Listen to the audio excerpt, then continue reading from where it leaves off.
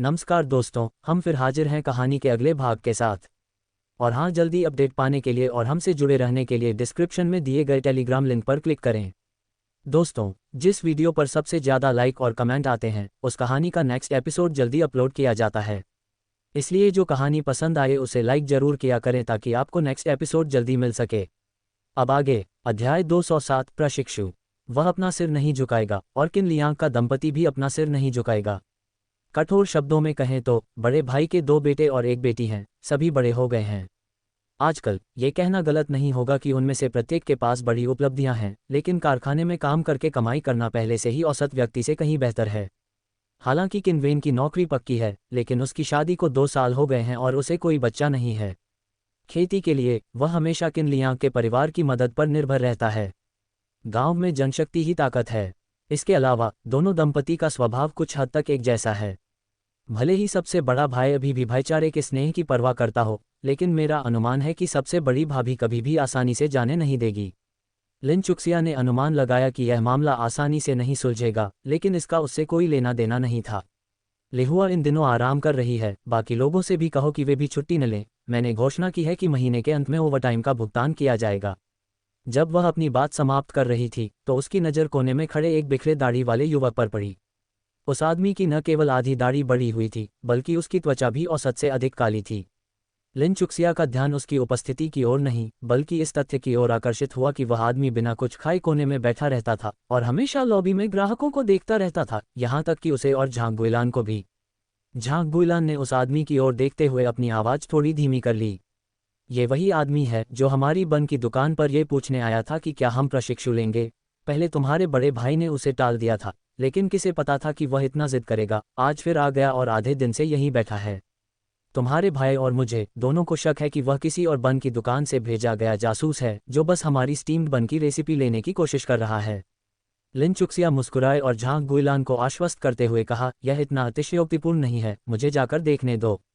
जब उसने लिन चुक्सिया को अपनी ओर आते देखा तो वह आदमी अवचेतन रूप से सीधा खड़ा हो गया, उसकी गहरी आंखें उसे देख रही थीं। लिन चुक्सिया ने उसे देखने दिया और जब वह उसके करीब पहुंची तभी उसने कहा, मैंने सुना है कि तुम हमारी बन की दुकान में प्रशिक्षु बनना चाहते हो। वह आदमी खड़ा हुआ और उत्तर पश्चिमी लहजे में बोला, मैंने अपने भाई से सुना है कि एंचेंग काउंटी में किन की बंस शॉप के स्टीम्ड बन बहुत स्वादिष्ट होते हैं।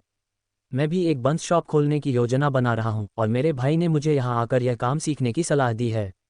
उसने कहा था कि यहाँ प्रशिक्षुओं को रखा जाता है, लेकिन जब मैं कल यहाँ पूछने आया तो बॉस ने कहा कि वे ऐसा नहीं करते। उन्होंने किन हान को बॉस कहा। तुम्हारे भाई का नाम क्या है? उस आदमी ने लिन चुक्सिया की ओर देखा और उस महिला साथी को याद किया जो उसके भाई को ट्रेन में मिली थी। अचानक प्रेरणा पाकर उन्होंने कहा, मेरा भाई जिया युवानलियांग है और मैं जिया युवानलियांग हूँ। Dot dot dot dot dot dot किन हान ने अपनी भाभी को उस जासूस जैसे आदमी के साथ कुछ घंटों तक बातचीत करते देखा और अंत में वह उस आदमी को उसके सामने भी ले आए। बड़े भाई, ये जिया युवानलियांग है, ये हमारी बन की दुकान पर शिल्प सीखने आया है, इसके लिए कुछ व्यवस्था करो। आजकल ये हमारे साथ आएगा और रसोई में बन बनाना सीखेगा और अपने रहने का भी ध्यान रखेगा, गेस्ट हाउस में रहना बहुत महंगा है। जैसे ही जिया युवानलियांग को पता चला कि लिन चुक्सिया उनके आवास की भी देखभाल कर रहे हैं तो उन्होंने बार बार अपना आभार व्यक्त किया। सच तो यह है कि यहाँ आने से पहले वह झिझक रहा था, यही कारण था कि उसके भाई को उसके आने से पहले उससे काफ़ी बातचीत करनी पड़ी। एक बार एंचेंग काउंटी में उन्होंने उत्सुकता से किन की बंस शॉप के बारे में पूछताछ की और जब उन्हें पता चला कि वास्तव में एक प्रसिद्ध बंस शॉप है तो उन्हें कुछ राहत मिली।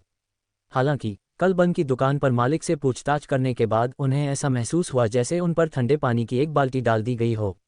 सौभाग्यवश उसने आसानी से हार नहीं मानी। उसने सही अनुमान लगाया कि यह महिला ही रोटी की दुकान की असली मालिक थी और वही थी जिसने उसके भाई के साथ रेल यात्रा साझा की थी। इन 2 दिनों में उन्होंने न केवल बंस का स्वाद चखा, बल्कि बंस की दुकान की संचालन प्रक्रिया का भी अवलोकन किया और देखा कि ग्राहकों की भीड़ हॉल में उमड़ रही थी। जिया युवानलियांग को ऐसा महसूस हुआ जैसे वह रोलर कोस्टर की सवारी पर था। अगर वह भी ऐसी ही कोई दुकान खोल ले तो क्या उसे पैसे न कमाने की चिंता करनी पड़ेगी। फिर भी किन हान ने लिन चुक्सिया को एक तरफ खींच लिया। भाभी, ये व्यक्ति कौन है? क्या आप वास्तव में उसे हमारी बन की दुकान का काम सीखने दे रही हैं? चाहे वह जियांग फूड फैक्ट्री के रेडी टू ईट उत्पाद हो या किन की बंस शॉप के बंस, दोनों के पास गुप्त व्यंजन थे, यहाँ तक कि उनके कर्मचारी भी विशिष्ट घटकों के बारे में स्पष्ट नहीं थे। ये लिन चुक्सिया ही थे जिन्होंने तैयार मसाला पैक को बन शॉप और फूड फैक्ट्री में वितरित किया। इसी कारण से किन हान को गुप्त नुस्खे का महत्व पता था। अतीत के बारे में सोचें तो खाद्य कारखाने ने लिन चुक्सिया के साथ व्यापार करने के लिए 3 पूर्णकालिक पदों की पेशकश की थी, लेकिन उसने अदला बदली नहीं की और अब उसने आसानी से एक प्रशिक्षु को काम पर रख लिया। क्या इसका मतलब यह नहीं होगा कि बन बनाने की उनकी कला को सीखने के बाद उन्हें गुप्त नुस्खा भी बताना पड़ेगा?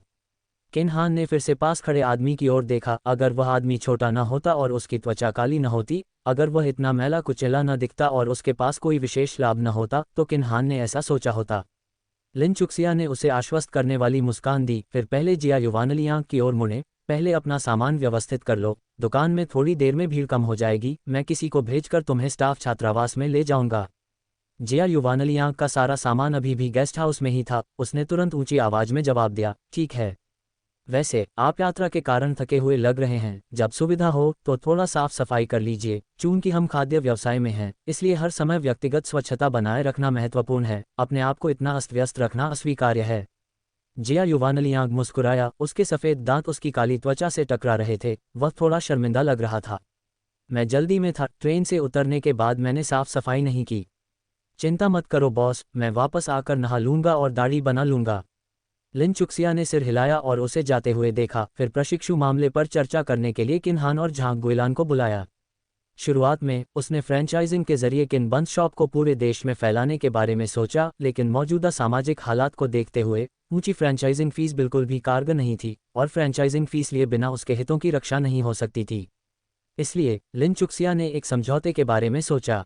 जो लोग उनकी बन की दुकान पर यह कला सीखने आते हैं, उन्हें ट्यूशन फीस देनी होती है। यह आय केवल बन लपेटने की कला और उससे संबंधित प्रबंधन उपायों को सीखने के लिए होती है। जहां तक उनके मुख्य मसाले का सवाल है, लिन चुक्सिया ने मसाला पैक बेचने की योजना बनाई और इन पैकों की कीमत बहुत अधिक रखी जाएगी। ये सुनकर किन हान ने उत्साह में अपनी जांघ थपथपाई। यह एक बढ़िया विचार है। अगर वे किन की बंस शॉप के स्वाद को अपनाते हैं, तो वे केवल हमारे मसाला पैक ही खरीद सकते हैं। अगर उन्हें ये बहुत महंगा लगता है, तो वे अपनी फिलिंग खुद बना सकते हैं। इसलिए बन शॉप का व्यवसाय कैसा चलता है, ये पूरी तरह से उनके अपने कौशल पर निर्भर है। झांग गुइलान ने आगे कहा, चूंकि वह रुक रहा है, तो उसे भाभी की योजना से सहमत होना ही होगा। हम इतने लंबे समय से इस व्यवसाय में हैं और हम जानते हैं कि बन का व्यवसाय करने के लिए अच्छे स्वाद की ज़रूरत होती है। सिर्फ अच्छा दिखना काफ़ी नहीं है, ग्राहक रुकेंगे नहीं। जब तक वे किन के गुप्त फॉर्मूले का इस्तेमाल करते रहेंगे, भले ही मसाले के पैकेट की कीमत ज़्यादा हो, ये बिल्कुल मुनाफे वाला व्यवसाय है। लिन चुक्सिया ने सिर हिलाया, हाँ, लेकिन अभी के लिए मैं उन्हें किन ब्रांड नाम का इस्तेमाल करने की अनुमति नहीं दे रहा हूँ। यह अभी के लिए सिर्फ एक व्यापारिक लेन देन है। अगर वे हमारे किन मसाला पैक इस्तेमाल करते हैं, तो हम एक दीर्घकालिक सहयोग स्थापित करेंगे। यहाँ तक कि जब वे अपनी दुकान खोलेंगे तो उनका मार्गदर्शन करने के लिए किसी को भी भेजेंगे। संतोषजनक निरीक्षण के बाद वे नाम रख सकते हैं। किन हान और झांग गुइलान दोनों ने सोचा कि यह विचार अच्छा है, ताकि उनकी बन की दुकान की प्रतिष्ठा को धूमिल होने से बचाया जा सके। अध्याय 208, किन यांग का नाजायज़ बेटा। काम के बाद लिन चुक्सिया अभी घर पहुंची ही थी कि श्रीमती किन उसका स्वागत करने के लिए बाहर आईं। ज़ियाक्सिया, क्या तुम इतनी देर से रात के खाने के लिए घर लौटी हो? वह आज कार्यालय में कुछ अधिक देर तक रुकी थी, जिया युवानलियांग की प्रशिक्षुता की व्यवस्था करने और कुछ अन्य मामलों को निपटाने में। किन परिवार गांव के पोल्ट्री फार्म के अलावा उनका अपना फार्म भी आकार लेने लगा था। हौजी ने बताया कि जिस पोल्ट्री फार्म के साथ उन्होंने पहले साझेदारी की थी, उसने भी आपूर्ति बढ़ाने के बारे में पूछताछ की थी। यहाँ तक कि एक फॉर्म ने इस बसंत में मुर्गियों की संख्या दोगुनी करके विस्तार किया था और पूछा था कि क्या वे अनुबंध की राशि बढ़ा सकते हैं। चुक्सिया ने फिलहाल इस पर कोई प्रतिक्रिया नहीं दी। अनुबंध वार्षिक होते हैं और किसी भी बदलाव पर उनकी समाप्ति के बाद चर्चा की जानी चाहिए। श्रीमती किन की चिंता पर मुस्कुराते हुए उसने कहा, माँ, मैं तो खा चुकी हूँ। क्या आपने अभी तक नहीं खाया? उसने श्रीमती किन से पहले ही कह दिया था कि अगर वह देर से आए तो उसका इंतजार न करें। श्रीमती किन ने मुस्कुराते हुए सिर हिलाया, हमने खाना खा लिया है। यांग यांग ने आज आपको एक पत्र भेजा है, मैं उसे आपके लिए लाऊंगी। ये कहने के बाद वह पत्र लेने के लिए मुड़ी और चुक्सिया उसके पीछे घर में चला गया।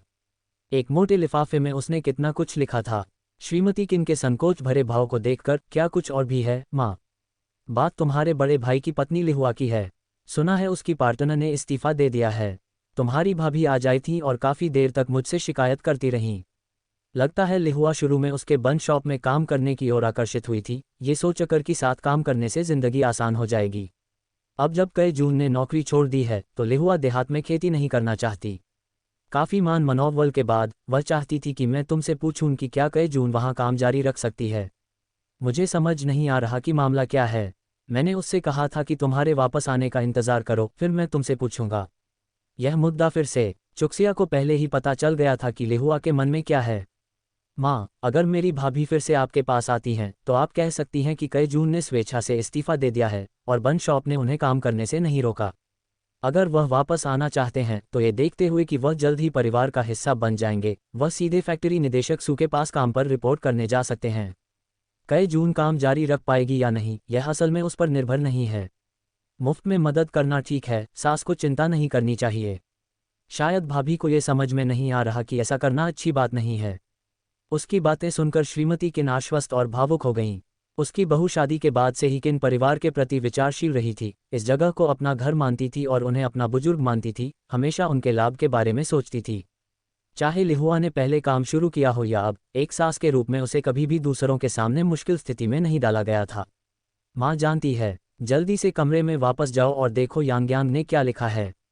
बहू उनके प्रति अच्छी है, उन्हें बहू के प्रति और भी अच्छा होना चाहिए।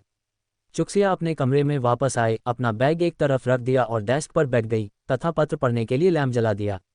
डेस्क और लैंप दोनों को किन्यांग ने छुट्टियों के दौरान खरीदा था, क्योंकि उसे चिंता थी कि घर के कार्यालय की रोशनी उसकी आंखों के लिए हानिकारक है। चुक्सिया ने पहले पृष्ठ से पढ़ना शुरू किया, जहां उन्होंने उसकी हाल की परिस्थितियों के बारे में पूछा और जैसे जैसे वह पढ़ती गई उसकी अभिव्यक्ति अधिक गंभीर होती गई। वह पत्र में उल्लिखित बच्चे के बारे में जानती थी। उसके पिछले जन्म में उसे किन्यांग द्वारा वापस लाया गया था, जिसके बाद तरह तरह की अफवाहें फैलीं। यहाँ तक कि लिन जियाई को भी संदेह था कि वह किन्यांग की नाजायज संतान है। नाजायज बच्चे का सवाल ही नहीं उठता था, लेकिन वह ये भी जानती थी कि बच्चे को लिन जियाई ने कई वर्षों तक पाला था और वह स्वार्थी निकला। बाद में बच्चे की मां ने दरवाजा खटखटाया और ऐसा व्यवहार किया जैसे वह वहां की ही रहने वाली हो। चुक्सिया को इसकी बारीकियों के बारे में ज्यादा जानकारी नहीं थी, लेकिन उसे पता था कि इसने सालों तक बहुत परेशानी खड़ी की है। जियाई ने बच्चे को बड़ी मेहनत से पाला था, लेकिन अपनी जैविक मां की वजह से वह उससे अलग हो गया। अंततः उस महिला का किन्यांग के साथ क्या रिश्ता था, चुक्सिया उससे दूर चला गया था और उसने कभी पूछताछ नहीं की। अब किन्यांग द्वारा हस्तलिखित पत्र को हाथ में लेकर वह घटनाक्रम को समझ गई। अतीत की घटनाओं के साथ इसे जोड़ने पर यह स्पष्ट था कि माँ और बच्चा किन्यांग पर भरोसा करने की योजना बना रहे थे। पहले बच्चे को उसके पास भेज रहे थे, फिर यांग के करीब जाने के लिए बच्चे का उपयोग कर रहे थे। पत्र के अंत में राहत महसूस करते हुए लियू शियाओहुआ और उसकी बेटी की समस्या के कारण उसे बार बार किन्यांग को ये याद दिलाना पड़ता था कि वह बहुत दयालु न बने, क्योंकि उसे इसी स्थिति का डर था। ऐसा लगता है कि यह कुछ हद तक प्रभावी था। बार बार किन्यांग को खुद से पूछते हुए देखकर कि क्या वह गलत था, क्या उसने गलत व्यक्ति को बचाया या गलत काम किया। चुक्सिया ने आह भरी और उसके पत्र का उत्तर देने के लिए कागज निकाला। उसने सीधे तौर पर उसके सवाल का जवाब नहीं दिया, बल्कि पूछा, क्या तुम्हें लगता है कि तुमने गलत किया? अगर ऐसा कुछ दोबारा हुआ तो क्या तुम उन्हें बचाओगे या नहीं? चुक्सिया का मानना था कि यदि फिर कभी ऐसी ही स्थिति का सामना करना पड़े तो किन्यांग बिना किसी हिचकिचाहट के बचाव के लिए आगे आएंगे। उनका ईमानदार चरित्र उन्हें खतरे में किसी को नज़रअंदाज करने की अनुमति नहीं देगा। किन्यांग, तुमने इस मामले में कुछ भी गलत नहीं किया। गलती स्वार्थी और लालची लोगों की है। तुम्हें दूसरों की गलतियां अपने ऊपर लेने की जरूरत नहीं है। बेशक लोगों को बचाना सही है, लेकिन अगर यह उनके लालच और गुप्त उद्देश्यों के कारण है तो उनकी फिर से मदद करना अनावश्यक दयालुता होगी। बच्चा उसका है। यदि माँ अपने बच्चे का पालन पोषण नहीं करती तो दूसरे लोग उसकी जिम्मेदारी क्यों उठाएं? जब वह आपको नैतिक बंधनों में बांधने के लिए इस्तेमाल करती है तो एक माँ के रूप में वह क्या कर रही है? अगर बच्चे का पालन पोषण न भी हो सके तो भी सरकार मदद के लिए उपाय करती है। वह सक्रिय रूप से समाधान नहीं ढूंढती और सिर्फ आप पर निर्भर रहने के बारे में सोचती है। मुझे नहीं लगता कि वह चाहती है कि आप बच्चे का पालन पोषण करें, बल्कि माँ और बच्चे दोनों का पालन पोषण करें। ये अंतिम शब्द चुक्सिया ने उसे स्पष्ट कर दिए। किन्यांग सुंदर और योग्य था और एक महिला होने के नाते वह उसके आकर्षण को जानती थी। वे अलग अलग रह रहे थे और भले ही चुक्सिया को उनके रिश्ते पर भरोसा था, फिर भी उसे गुप्त इरादे रखने वालों से सावधान रहना था। दिल के मामलों में किन्यांग बहुत सीधी थी। अगर वह साफ साफ बात न करती तो शायद वह कभी समझ न पाता। अंत में चुक्सिया ने इस बार किन्यांग के रवैये की पुष्टि की और उसे बहुत प्रशंसा और सांत्वना भरे शब्द दिए। उन्होंने पत्र के अंत में कुछ पारिवारिक मामलों का उल्लेख किया। अगले दिन गांव के मुखिया के साथ अनुबंध पर हस्ताक्षर का कार्यक्रम था। चुक्सिया ने पहले ही अनुबंध का मसौदा तैयार कर लिया था और सू वेनसोन के साथ ब्रिगेड कार्यालय पहुंच गया था। गांव के मुखिया, सचिव, लेखाकार, सार्वजनिक सुरक्षा निदेशक और किन जियांग सभी ब्रिगेड कार्यालय में मौजूद थे। उन्होंने चुक्सिया और सू वेनसोन के आगमन पर उनका गर्मजोशी से स्वागत किया। किन परिवार गांव पोल्ट्री फार्म सामूहिक के नाम पर बनाया गया था, जिसमें गांव के प्रमुख किन शुसेन गांव की ओर से कारखाना निदेशक के रूप में कार्य करते थे और किन जियांग उप निदेशक के रूप में कार्य करते थे, जो पोल्ट्री फार्म के सभी मामलों का प्रबंधन करते थे। मुखिया एक कानूनी व्यक्ति की तरह था। यह अनुबंध मूलतः वही था जिस पर पहले चर्चा की गई थी, बस यह अधिक विशिष्ट था। यह अनुबंध जियांग की सुरक्षा था और गांव के मुखिया के लिए यह उसकी तसल्ली थी। इस अनुबंध के साथ उनके फार्म से मुर्गियों की बिक्री अब कोई समस्या नहीं रही। कुछ विस्तृत मांगों जैसे कि खाद्य स्वच्छता आवश्यकताओं के संबंध में उन्होंने कभी भी किसी भी खामियों का फायदा उठाने के बारे में नहीं सोचा। आखिरकार वे खाने के कारोबार में थे। बीमार या मरी हुई मुर्गियां देना तो अनैतिक था, है न?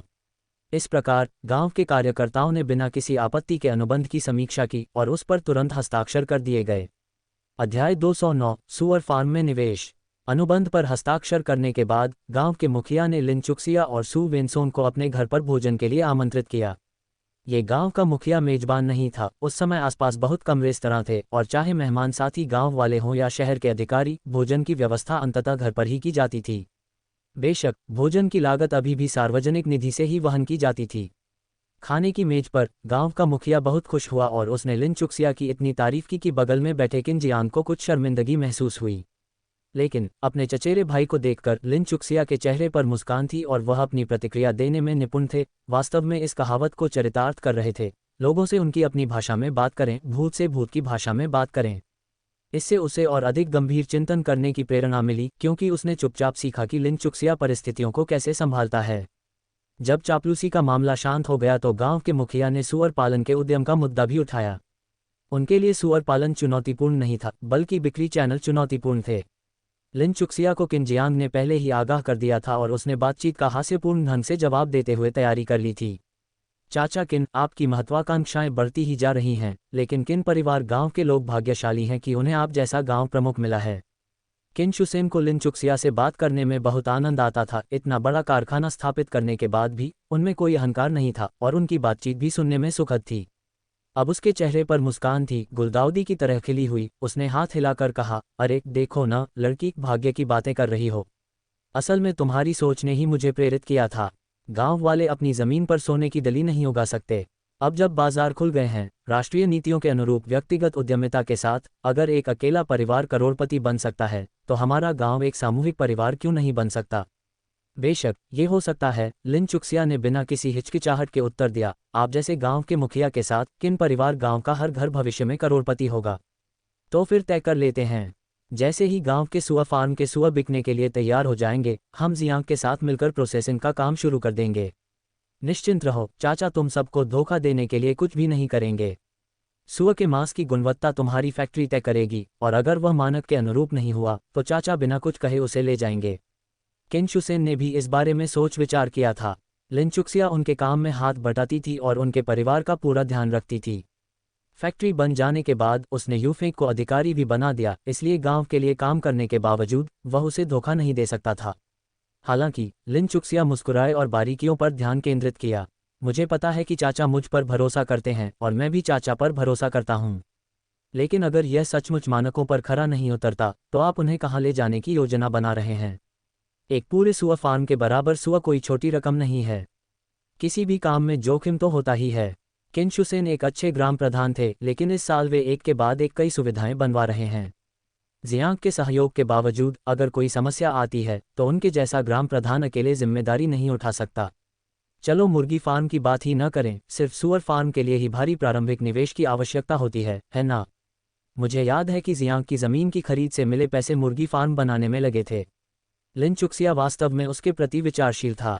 आर्थिक सुधार के प्रारंभिक दौर में उनके जैसी बड़ी महत्वाकांक्षाओं वाले कई ग्राम प्रधान थे, लेकिन अनुभव की कमी और अत्यधिक बड़े कदमों के कारण उन्हें कुछ भी हासिल नहीं हुआ और वे कर्ज में डूब गए और सभी से बहिष्कृत हो गए। थोड़ा शर्मिंदा होकर किन शुसेन ने जवाब दिया, मुर्गी फार्म बन गया है। 1000 चूजे हर दिन बढ़ रहे हैं। मैं सोच रहा हूं कि जब ये चूजे बिक जाएंगे तो सुअर फार्म बनाने के लिए पैसे जमा हो जाएंगे। अगर इतना भी काफ़ी न हो तो हम गांव वालों से मिलकर सामूहिक धन इकट्ठा कर सकते हैं। ये सब गांव की भलाई के लिए है और मेरा मानना है कि गांव वालों को भी योगदान देने के लिए तैयार रहना चाहिए। यह कारण नहीं है कि गांव के मुखिया किन शुसेन सचमुच प्रशंसनीय थे, हृदय से परोपकारी। हालांकि अपने पिछले जीवन में लिन चुक्सिया ने किन परिवार गांव में किसी भी सामूहिक उद्योग के बारे में नहीं सुना था। चाचा, ये कैसा रहेगा? जियांग सुअर फार्म के लिए 30% निवेश करेगा और ये 30% जियांग का निवेश माना जाएगा और लाभ या हानि में उसी के अनुसार हिस्सेदारी होगी। पिछले साल ही देश ने अपनी पहली शेयरहोल्डिंग सिस्टम कंपनी शुरू की थी और बहुत से लोग अभी भी स्टॉक और शेयर जैसी अवधारणाओं से अपरिचित थे।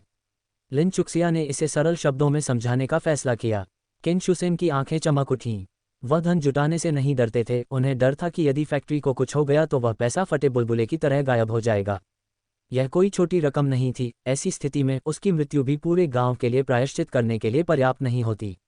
यदि जियांग निवेश करता तो बिक्री वाला हिस्सा निश्चित रूप से कोई समस्या नहीं होती, और यदि सुअर फार्म को कुछ भी हो जाता तो जियांग की मदद से नुकसान को साझा किया जा सकता था।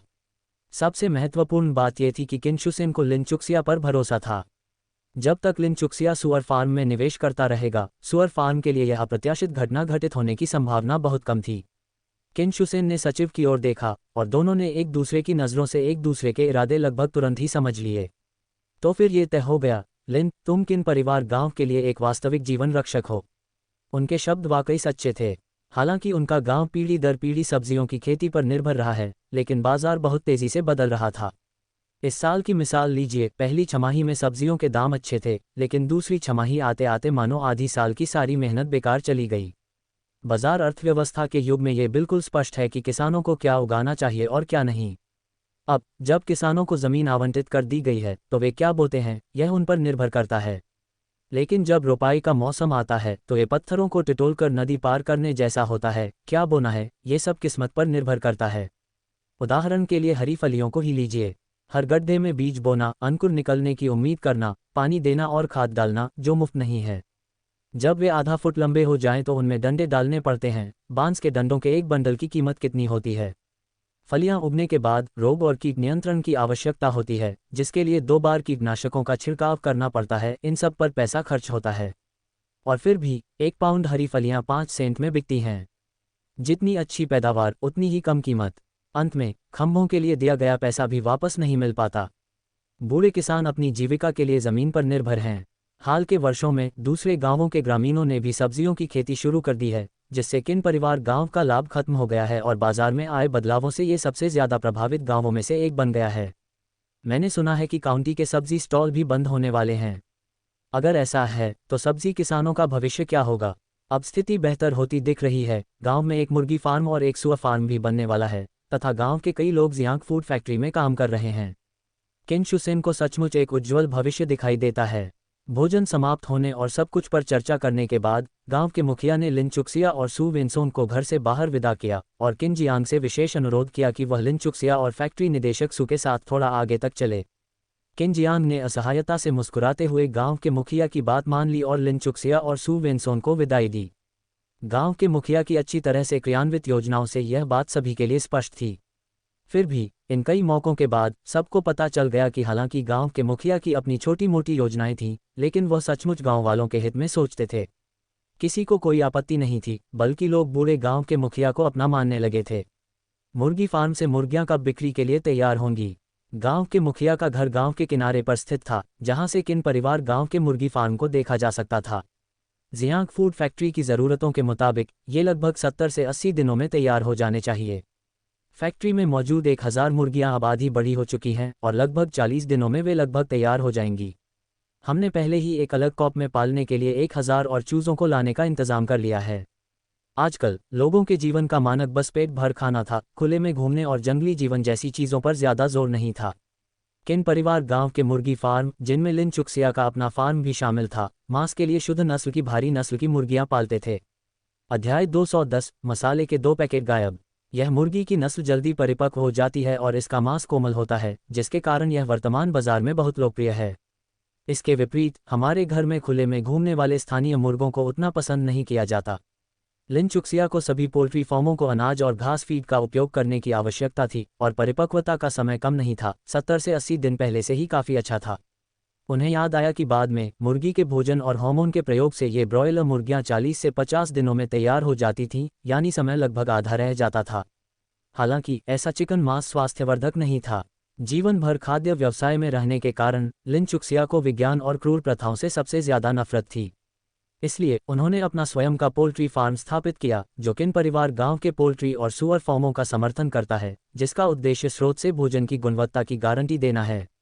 लिन चुक्सिया ने सिर हिलाया। उनके खाद्य कारखाने के ऑर्डर हाल ही में बढ़ गए थे और किन फैमिली विलेज से ये 1000 मुर्गियां और उनके अपने खेत से मुर्गियां पूरी तरह से मांग को पूरा कर सकती थीं। टीकाकरण का समय हो गया है ना? इसे मत भूलना, उसने फिर याद दिलाया। हमने पिछले कुछ दिनों में ही व्यवस्था कर ली है। गांव के मुखिया ने सीधे तौर पर बस्ती के नेताओं से सहयोग मांगा है और बस्ती का महामारी निवारण केंद्र और पशु चिकित्सा केंद्र मुर्गियों का टीकाकरण करने के लिए किसी को भेजेंगे। आखिरकार यह एक सरकारी उद्यम है, इसकी अपनी सुविधाएं हैं। लिन चुक्सिया ने मजाक किया और किन जियांग भी हंसे। टाउनशिप के नेता भी किन परिवार गांव के उद्योग पर बहुत ध्यान देते हैं।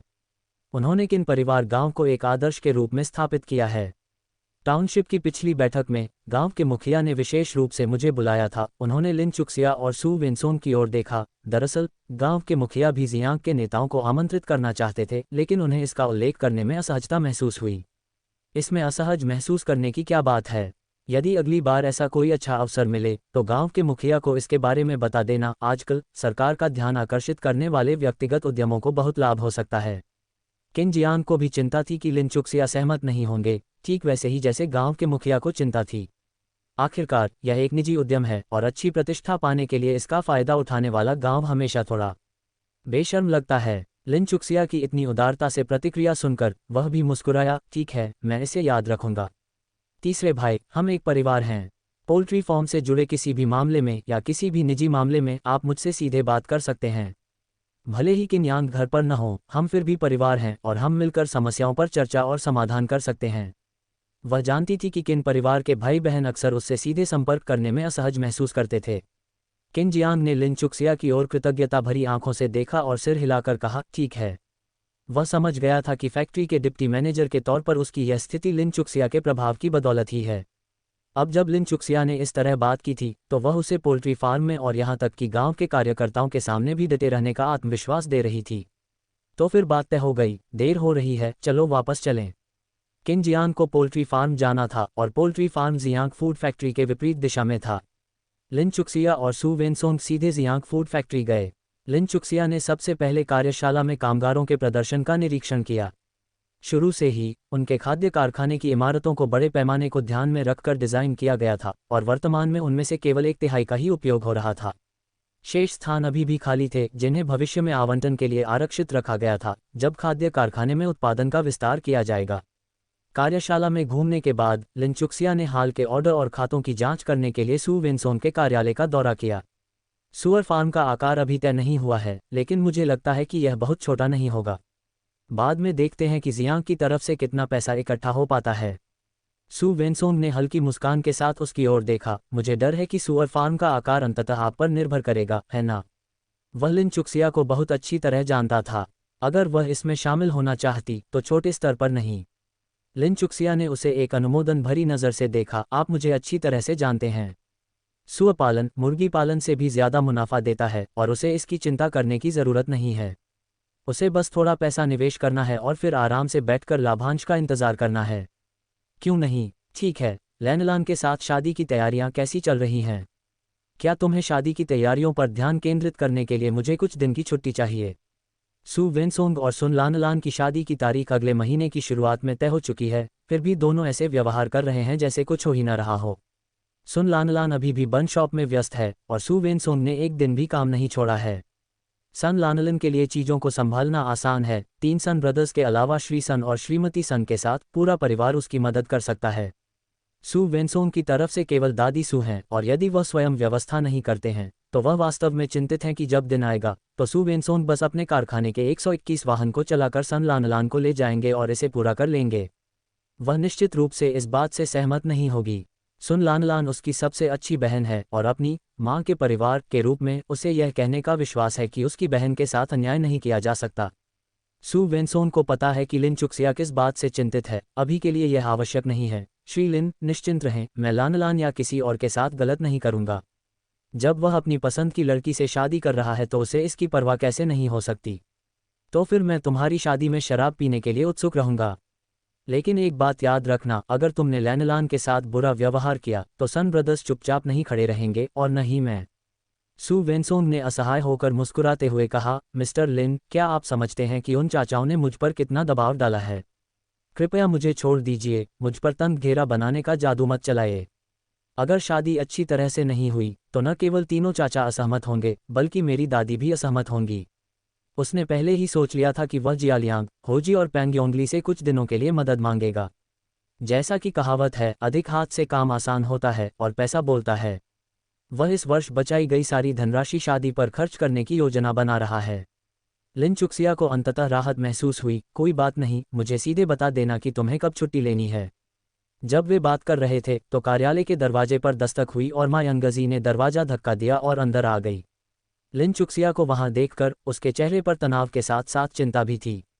क्या गलत? सू वेनसोंग शायद ही कभी पुराने कर्मचारियों के साथ दिखावा करते हैं और मा यिंगजी आखिरकार उनके भाई की पत्नी हैं। मा यिंगजी ने उन्हें फैक्ट्री निदेशक सू और श्रीलिन कहकर संबोधित किया और झिझकते हुए कहा, मुझे नहीं पता कि समस्या क्या है, लेकिन मुझे अभी भी लगता है कि मुझे निदेशक को बताना चाहिए कि मसाला पैकेटों का अंतिम बैच 2 पैकेट कम था। सू वेनसोंग ने थोड़ा भौहें चढ़ाईं। कम कैसे हो गए? तुमने कब ध्यान दिया? मसाला पैकेट एक निश्चित समय और मात्रा पर खाद्य कारखाने में पहुंचाए जाते हैं जिसका प्रबंधन मा यंगजी द्वारा किया जाता है। हाल ही में उन्होंने रेडी टू ईट खाद्य पदार्थों का उत्पादन बढ़ा दिया है और तदनुसार मसाला पैकेटों की संख्या भी बढ़ा दी है। क्या ऐसा हो सकता है कि आपको ये बात गलत याद आ गई हो या फिर खाद्य प्रसंस्करण के दौरान उन्हें डालते समय कोई गलती हो गई हो? यद्यपि खाद्य कारखाना अब असेंबली लाइन पर काम करता है, फिर भी किसी न किसी स्तर पर त्रुटि होना असामान्य नहीं है। मा यंगजी ने अपना सिर हिलाया। मुझे यकीन नहीं है, लेकिन कुछ दिन पहले मेरे बेटे को तेज बुखार हो गया था, इसलिए मेरे पास 2 दिन की छुट्टी लेने के अलावा कोई चारा नहीं था और इन 2 दिनों का काम किन यूफेंग को सौंप दिया गया। आज जब मैं वापस आए और सामान की सूची बनाई तो पाया कि हमारे पास 2 पैकेट कम थे। वह मानती है कि उसने कभी कोई गलती नहीं की है, लेकिन सीधे तौर पर यह कहना आसान नहीं है। क्या ये सब कुछ के लिए किन यूफेंग को दोषी ठहराना नहीं होगा? जियांग फूड के मसाला पैकेट महत्वपूर्ण हैं और वह जानती है कि ओल्ड फूड फैक्ट्री हमेशा से उनके गुप्त नुस्खे की तलाश में रही है। इसलिए समस्या का पता चलते ही उन्होंने सबसे पहले इसकी सूचना सू वेनसोंग को दी।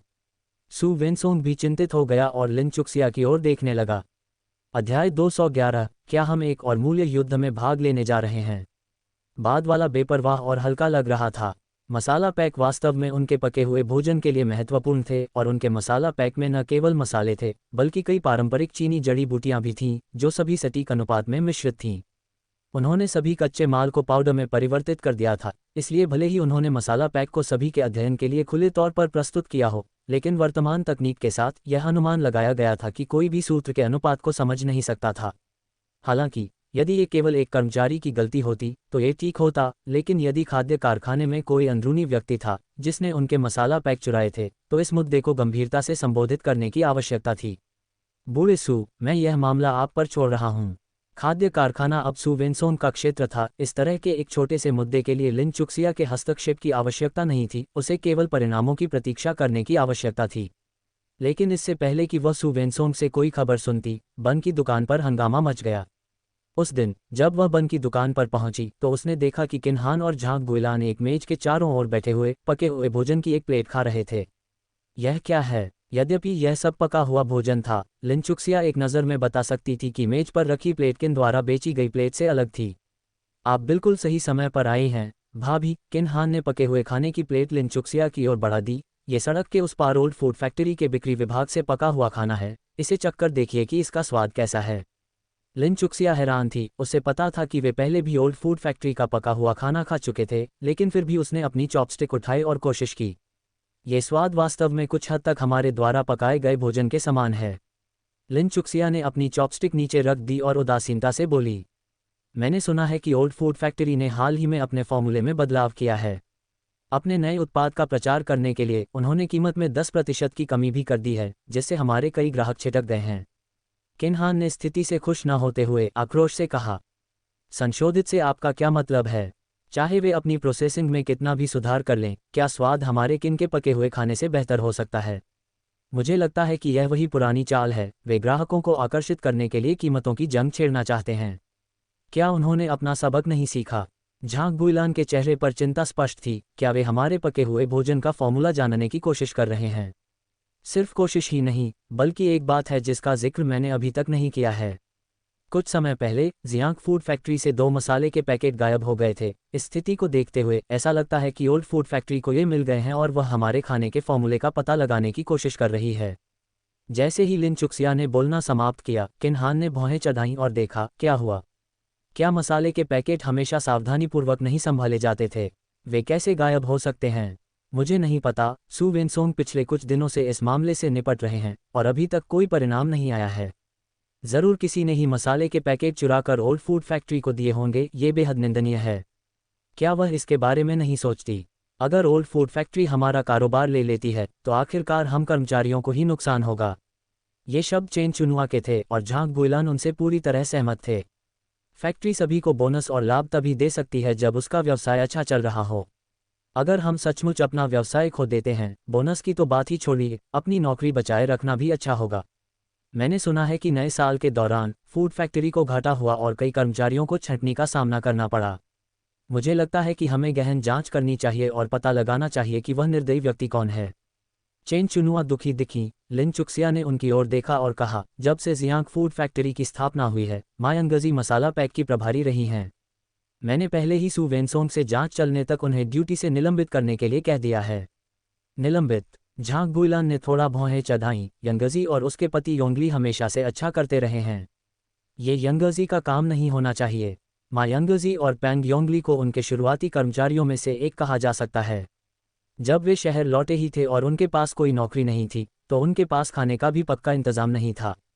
जब से वे रोटी की दुकान पर काम करने आए हैं, वे मेहनती रहे हैं और हमेशा आगे बढ़कर काम करते हैं, कभी भी कठिनाई या गंदगी के बारे में शिकायत नहीं करते। जब झांग गुइलान और किन हान ने पहली बार बन की दुकान पर काम करना शुरू किया तो उन्होंने मा यंगज़ी के साथ कुछ समय तक बातचीत की थी और उनके चरित्र को समझा था। उन्हें यकीन नहीं हो रहा था कि वह कंपनी और लिन चुक्सिया को धोखा देंगी। भले ही उन्होंने ऐसा नहीं किया हो, लेकिन मसालों के पैकेटों की जिम्मेदारी उन्हीं पर थी और अब यदि वे गायब हो गए तो यह उनकी ही जिम्मेदारी है। झांग गुइलान भी इस सिद्धांत को समझते थे। बिना नियमों के कोई वर्ग या वृत्त नहीं हो सकता और इतनी बड़ी कंपनी के लिए नियम तो होने ही चाहिए। उन्हें बस यही उम्मीद थी कि जांच जल्दी पूरी हो जाएगी और साथ ही उनका पका हुआ भोजन का व्यवसाय भी था। भाभी, क्या आपको अपने बड़े भाई और मुझसे कुछ करवाना है? किन हान ने भी देखा। अब जब फैक्ट्री में कुछ काम हो गया है तो बड़े भाई और भाभी होने के नाते उन्हें मदद करनी चाहिए। जो हुंगमेई ने यह भी कहा, वरना क्या हमें पुलिस को बुलाना चाहिए? पुलिस के पास जरूर कोई रास्ता होगा। पुलिस को बुलाओ। सिर्फ 2 मसाले के पैकेट के लिए क्या पुलिस इसकी परवाह करेगी? चेन चुनहुआ ने कहा। लिन चुक्सिया ने अपना सिर हिलाया। पुलिस को बुलाना बहुत मददगार नहीं होगा, क्योंकि सबसे पहले तो मसाले के पैकेट वास्तव में मूल्यवान नहीं होते। पुलिस शायद मामला भी न खोले और इस बात का कोई सबूत नहीं है कि पैकेट खो गए थे। हो सकता है कि वे बस गलत जगह रख दिए गए हों या कर्मचारियों ने उनमें ज़रूरत से ज़्यादा सामान भर दिया हो। यह असंभव है। ओल्ड फूड फैक्ट्री का नया फॉर्मूला हमारे फॉर्मूले से बहुत मिलता जुलता है। उन्होंने हमारे मसाला पैकेट चुरा लिए होंगे। किन हान का दृढ़ विश्वास था कि यह कोई संयोग नहीं था, लेकिन उन्होंने कहा कि उन्हें पता है कि पुलिस सबूतों को प्राथमिकता देती है, इसलिए इस मामले को फिलहाल टालना होगा। लिन चुक्सिया ने उन्हें पके हुए भोजन की कीमतों को समायोजित करने को कहा और 10% की छूट भी दी। किन हान और झांग गुइलान दोनों ही चिंता से ग्रस्त थे। क्या यह एक और मूल्य युद्ध होने जा रहा था? वसंत महोत्सव से जुड़ा मुद्दा अभी भी उनके दिमाग में ताज़ा था। हालांकि उन्होंने अपने पके हुए खाद्य पदार्थों के लिए अन्य बाजार खोल दिए थे, लेकिन इससे निश्चित रूप से बन की दुकान के व्यवसाय पर असर पड़ा। भाभी, मुझे आपसे कुछ और बात करनी है। झांग गुइलान ने लिन चुक्सिया को रोका।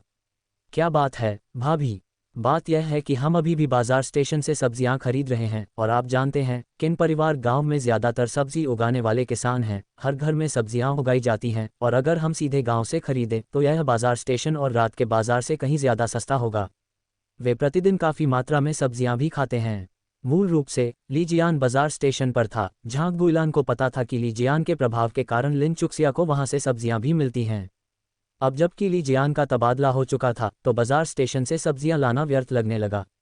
अतीत में लीजियान के माध्यम से बाजार स्टेशन पर सब्जियां खरीदना बाजार मूल्य की तुलना में प्रति कैटी 1 सेंट अधिक महंगा था, लेकिन रात के बाजार की तुलना में 2-3 सेंट सस्ता था। इन्हें सीधे ग्रामीणों से प्राप्त करना और भी सस्ता होगा। लिन चुक्सिया ने सिर हिलाते हुए कहा, भाभी, मुझे पता है कि गांव वालों से सीधे सब्जियां लेना सस्ता पड़ता है, लेकिन इसे चलाना ज़्यादा सुविधाजनक नहीं है। इसके अलावा कीमत को अलग रख दें तो सब्जियों की गुणवत्ता की कोई गारंटी नहीं होती। बाजार से सब्जियां बहुत सावधानी से चुनी जाती हैं और किसी भी समस्या का सीधा समाधान किया जा सकता है। अगर वे गांव के लोगों से हैं तो न सिर्फ उन्हें लगेगा कि आप ज़रूरत से ज़्यादा नखरे कर रहे हैं, बल्कि इससे उनकी साख भी खराब हो सकती है। लिन चुक्सिया के इस अनुस्मारक के साथ झांग गुइलान ने तुरंत इस पहलू के बारे में सोचा। देखिए, मैं अभी हमारे पके हुए भोजन से जुड़ी समस्याओं के बारे में सोच रहा था और अपनी बन की दुकान पर सब्जियों पर होने वाले खर्च को बचाने की कोशिश कर रहा था। चलो फिर हम उन्हें बाजार से ही ले आते हैं। मैं जानता हूं कि भाभी का इरादा अच्छा है।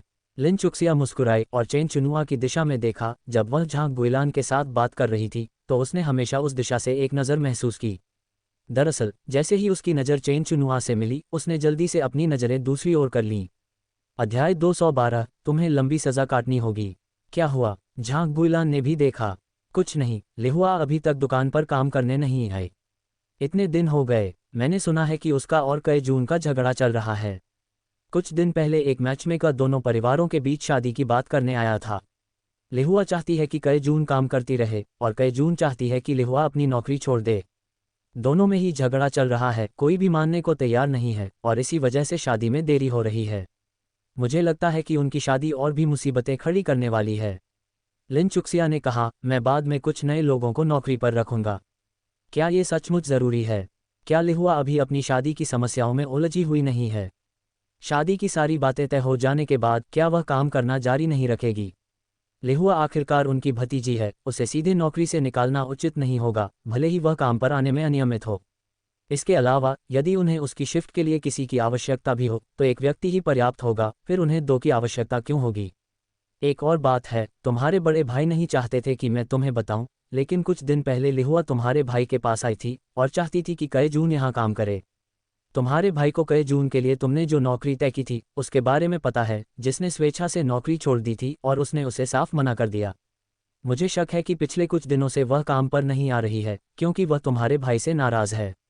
इस बिंदु पर झांग गुइलान ने आह भरी, देखिए, वह पहले इतनी अच्छी बच्ची लगती थी, वह इस तरह से जिद क्यों कर रही है?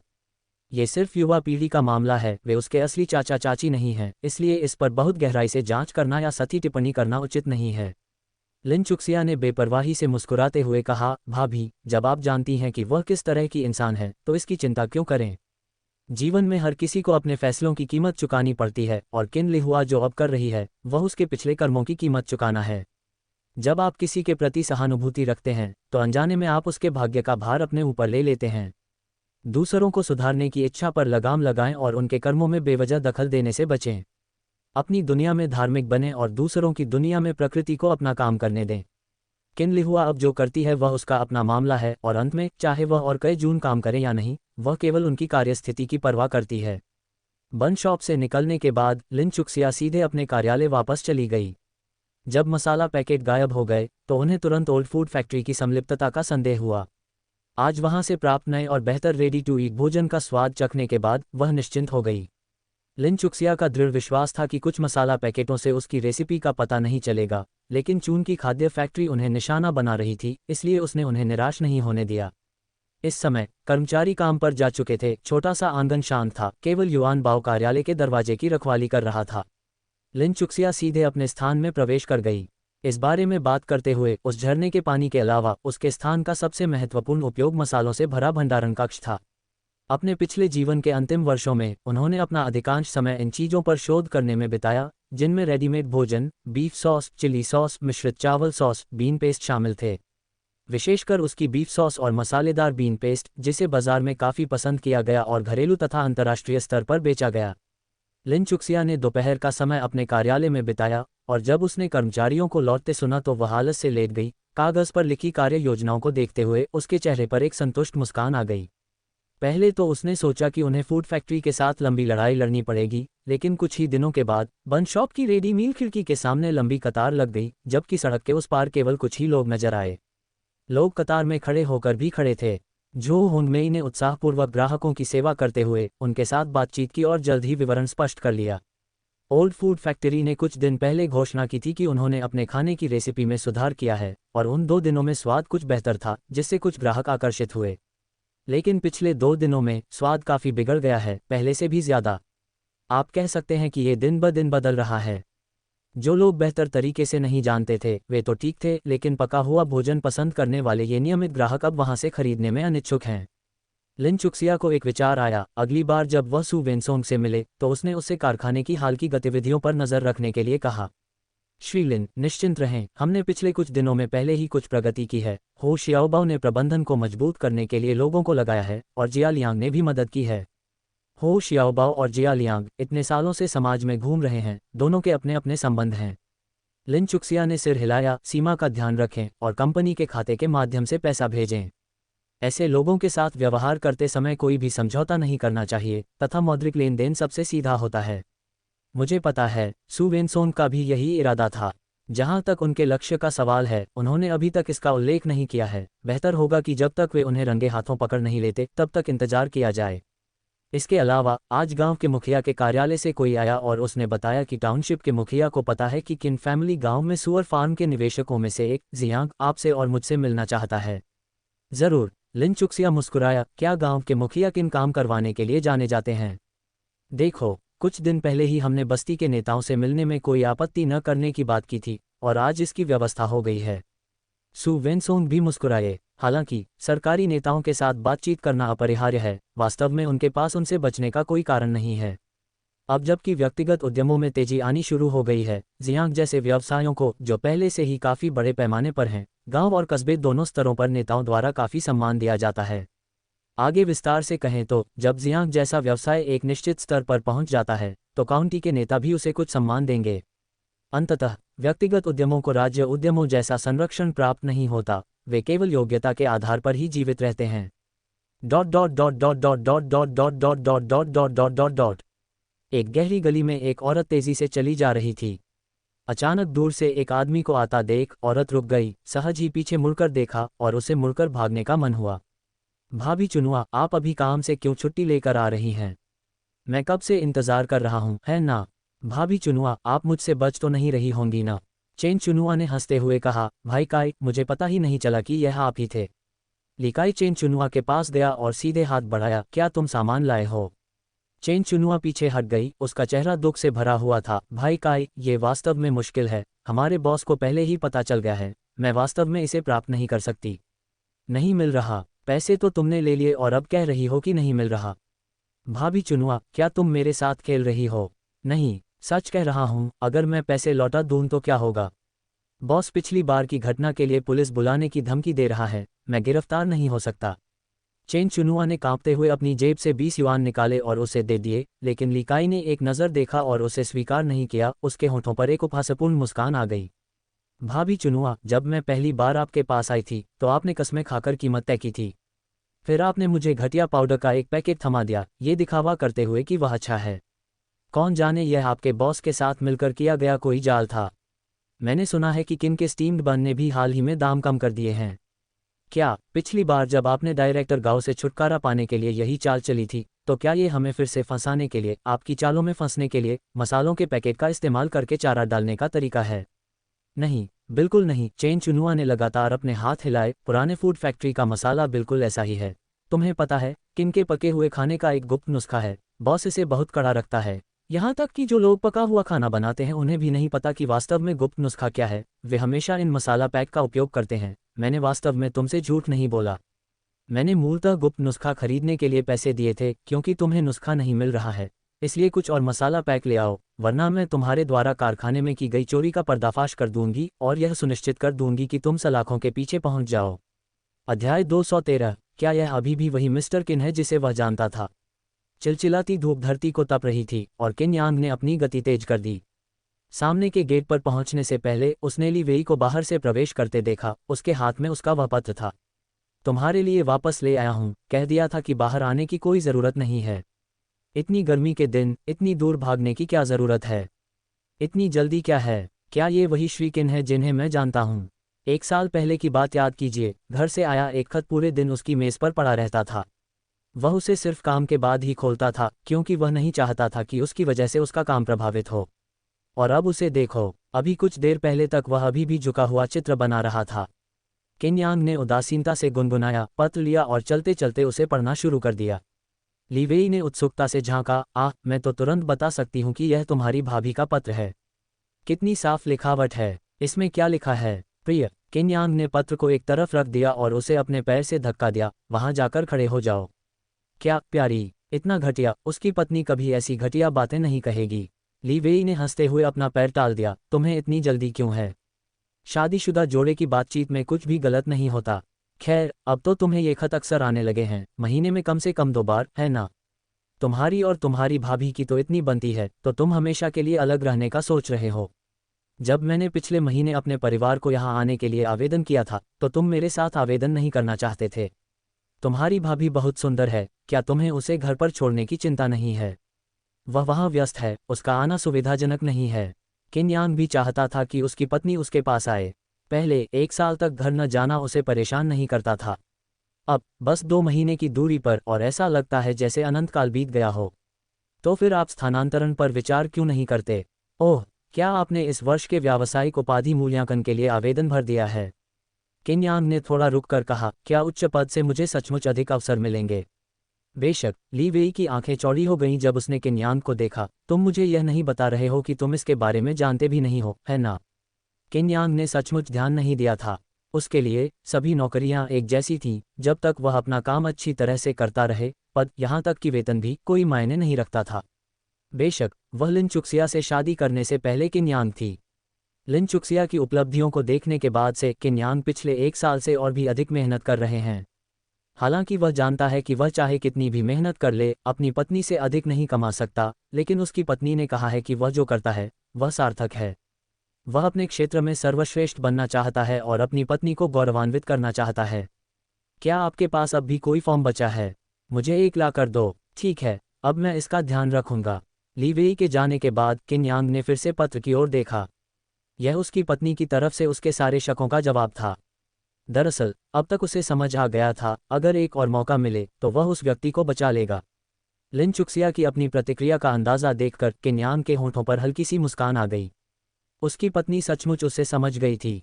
जब उसने पढ़ा कि बच्चे को उसके पास रखना उस महिला की योजना हो सकती है, तो वह फिर से अपना मुंह मोड़ने से खुद को नहीं रोक सका।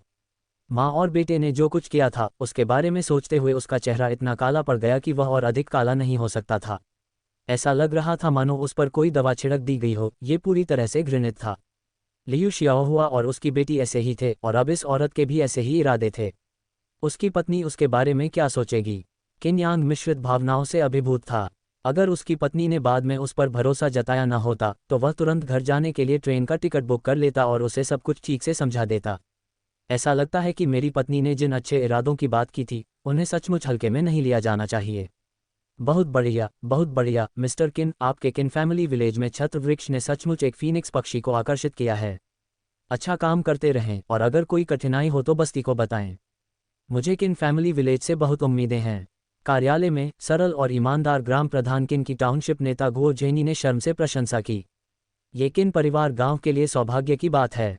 जहां तक मुर्गी फार्म या सुअर फार्म की बात है, ये सब श्री लिन के मजबूत समर्थन की बदौलत है, और हमारे टाउनशिप नेताओं के निरंतर समर्थन के साथ मैं निश्चित रूप से अपना सर्वश्रेष्ठ प्रदर्शन करूंगा। एनचेन टाउन के नेता के रूप में गुओ जेनी ने लिन चुक्सिया की प्रतिष्ठा के बारे में लंबे समय से सुना था, और आज पहली बार वह उनसे मिले थे। 20 वर्ष की एक युवा महिला, फिर भी जन्मजात नेतृत्व क्षमता, भाषण और कार्य में निर्णायक, दूसरों के साथ उसकी बातचीत किसी भी तरह से कमतर नहीं थी। 50 वर्षीय ग्राम प्रधान किन के बगल में खड़ी वह ऐसी लग रही थी जैसे वह 50 वर्षों से अधिक समय से जीवित है। बिना किसी अतिशयोक्ति के कहें तो उसके व्यवहार से उसे कुछ शर्मिंदगी भी महसूस हुई। सचमुच उनमें महान कार्य करने की क्षमता थी। मैंने सुना है कि मिस्टर लिन के पति किन फैमिली विलेज से किन यांग हैं। लिन चुक्सिया ने सिर हिलाया। हाँ, गुओ जेनी ने हंसते हुए कहा, मैंने भी ऐसा ही सोचा था। मुझे अभी भी याद है जब किन यांग विश्वविद्यालय गए थे। कॉलेज प्रवेश परीक्षा के फिर से शुरू होने के बाद से वह हमारे शहर के पहले प्रतिष्ठित विश्वविद्यालय के छात्र थे और शीर्ष स्कोर भी थे। बुरा नहीं। लिन चुक्सिया को टाउनशिप प्रमुख के बारे में ज़्यादा जानकारी नहीं थी, केवल इतना पता था कि वह कई वर्षों से एनचेन टाउन में रह रहा था। यह मुलाकात बस एक सामान्य बातचीत थी। वह जो भी कहता, लिन चुक्सिया मान जाती। कुल मिलाकर बैठक दोनों पक्षों के लिए सुखद रही। शहर के सरकारी भवन से निकलने के बाद लिन चुक्सिया ने गांव के मुखिया को एक साथ भोजन करने के लिए आमंत्रित किया और इस अवसर पर सुअर पालन व्यवसाय पर चर्चा की। गांव के मुखिया ने शुरू में सोचा था कि मुर्गी फार्म के बगल में सुअर फार्म होने से साफ सुथरा और सुंदर दिखेगा, लेकिन लिन चुक्सिया ने कुछ सुझाव दिए। पशुधन और मुर्गी पालन में सबसे बड़ा डर विषाणु जनित बीमारियों का है। दो फॉर्मों का एक दूसरे के बहुत करीब होना बहुत अधिक जोखिम पैदा करता है। गांव के मुखिया ने इस बिंदु पर विचार नहीं किया था, लेकिन लिन चुक्सिया की टिप्पणी को बहुत उचित पाया और लौटने पर सुअर फार्म के स्थान को पुनर्व्यवस्थित करने का फैसला किया। लिन चुक्सिया ने सुझाव दिया कि उन्हें किन परिवार गांव को सुअर फार्म स्थापित करने में मदद करने के लिए शहर से प्रजनन में एक तकनीकी विशेषज्ञ के लिए आवेदन करना चाहिए। टाउनशिप प्रमुख ने जो कुछ कहा था उसके अनुसार यह उनके लिए ऐसा अनुरोध करने का बिल्कुल सही समय था। किनशुसेन ने अपनी जांघ पर थपकी दी, क्या बात नहीं है कि तुम्हारे जैसे नौजवानों का दिमाग ज्यादा तेज होता है? मैंने ये बात क्यों नहीं सोची? दरअसल जब हम मुर्गी फार्म बनाना चाहते थे तब बस्ती के मुखिया ने भी इस बारे में जिक्र किया था, लेकिन मैंने सोचा कि चूंकि वो एक नेता थे तो हम उन्हें अपने मामलों से कैसे परेशान कर सकते हैं। अब जब मैं सोचता हूँ तो मैं सचमुच उलझन में पड़ गया था। ठीक उसी तरह जैसे जब लिन चुक्सिया गांव में फैक्ट्री के मामलों को संभाल रही थी तो उन्हें खुशी होती थी अगर वह गांव के लिए सभी प्रकार के अनुरोधों को सामने लाती थी। आज बहुत देर हो चुकी है, मैं कल टाउनशिप प्रमुख से बात करूंगा।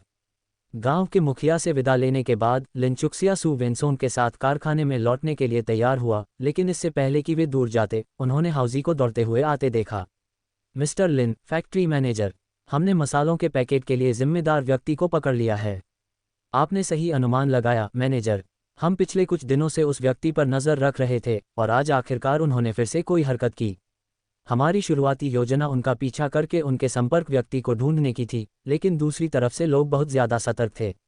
जैसे ही दोनों मिले उन्हें कुछ गड़बड़ का अंदाज़ा हो गया और वे तुरंत भाग गए। अब हम सिर्फ चोरी करने वाले को ही पकड़ पाए हैं। वह व्यक्ति कहाँ है? फैक्ट्री मैनेजर के निर्देशानुसार सुरक्षाकर्मी उन्हें पहले ही छोटे से प्रांगण में ले जा चुके हैं। लिन चुक्सिया और सू वेनसोन तुरंत छोटे आंगन में चले गए।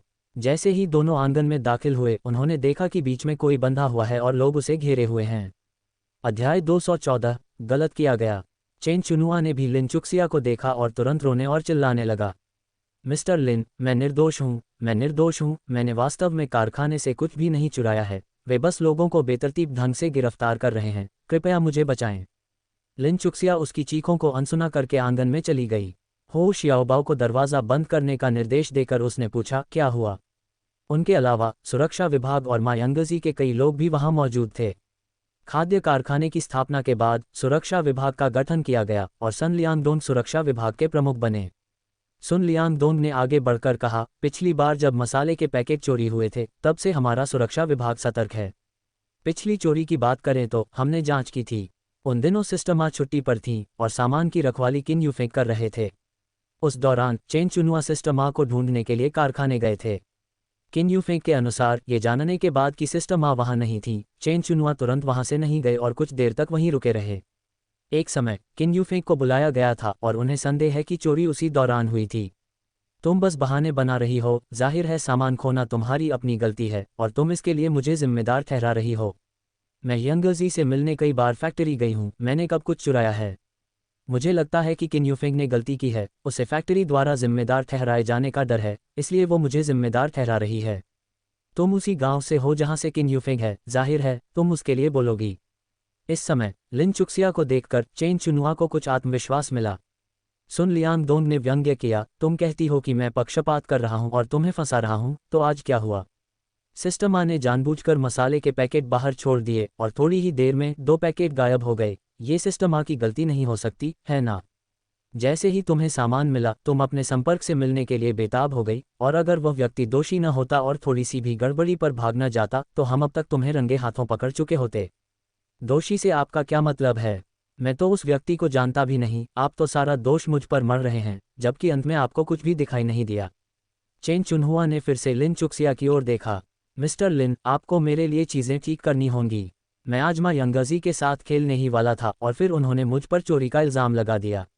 मैं इतने लंबे समय से बन शॉप में काम कर रहा हूँ, आप मेरे स्वभाव को सबसे अच्छी तरह जानते हैं। क्या मैंने कभी दुकान से एक प्याज भी चुराया है? अगर मुझे पता होता तो मैं मां यंगजी से मिलने ही नहीं जाता। चेन चुनुआ का दुख बढ़ता गया और अंततः वह फूट फूट कर रोने लगी।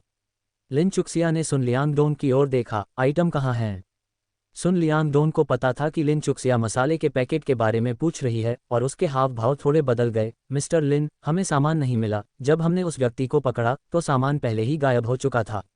मुझे लगता है कि उसने हमारे लोगों को देख लिया होगा और सामान फेंक दिया होगा। क्या आपने आसपास के क्षेत्र की खोज की? जैसा कि कहावत है, लूट को पकड़कर चोर को पकड़ो। भले ही चेन चुनहुआ मुख्य संदिग्ध हो, फिर भी सबूत की जरूरत होती है। इस समय कोई निगरानी नहीं थी, इसलिए उससे अपराध कबूल करवाने के लिए उन्हें चोरी का सामान चाहिए था। हमने खोज की, लेकिन कुछ नहीं मिला। अन्यथा वे उसे यहाँ नहीं लाते, वे उसे सीधे पुलिस स्टेशन ले जाते। चेन चुनुआ को आखिरकार एक मौका सूझा। मिस्टर लिन, सुनिए, ये लोग असल में मुझे फंसा रहे हैं। उन्होंने सामान खो दिया है और इसका इल्ज़ाम मुझ पर लगा रहे हैं। अगर आप मुझसे पूछें तो उनके हाथ गंदे हैं। आपको पूरी जांच करनी चाहिए। मुझे डर है कि कुछ लोग फैक्ट्री से चोरी करने की अपनी पुरानी आदत नहीं छोड़ सकते। ये सुनकर हो शियाओबाओ की आंखें चौड़ी हो गईं। आप किसके बारे में बात कर रहे हैं? हर कोई जानता है कि हो शियाओबाओ और जिया लियांग क्या करते थे। जब चेन चुनुआ ने अपनी बात कही तो अन्य लोगों ने इसे दिल पर नहीं लिया, लेकिन हो शियाओबाओ ने इसे गंभीरता से लिया। अब वह पूरे मन से सुधार करता है, केवल कारखाने के लिए काम करता है। लिन चुक्सिया को निराश करने से डरता है। चेन चुनुआ द्वारा उसके खिलाफ इस तरह के आरोप लगाए जाने पर हो शियाओबाओ को लगा कि वह इसे बर्दाश्त नहीं कर सकता। चेन चुनुआ ने अपनी गर्दन कड़ी करते हुए कहा, जो भी दोषी है वह खुद जानता है। अगर तुम दोषी नहीं हो तो इतनी तीखी प्रतिक्रिया क्यों कर रही हो? हो शियाओबाओ कुछ और कहने ही वाला था कि मा यांगजी ने उसे रोक दिया। चुनहुआ, मुझे समझ नहीं आ रहा कि तुम ऐसा क्यों कर रही हो। क्या मिस्टर लिन हमारे साथ अच्छे नहीं रहे? जब तुमने कहा था कि तुम बेरोजगार हो तो मैंने मिस्टर लिन से तुम्हारी सिफारिश की थी और उन्होंने तुम्हें नौकरी का मौका दिया था।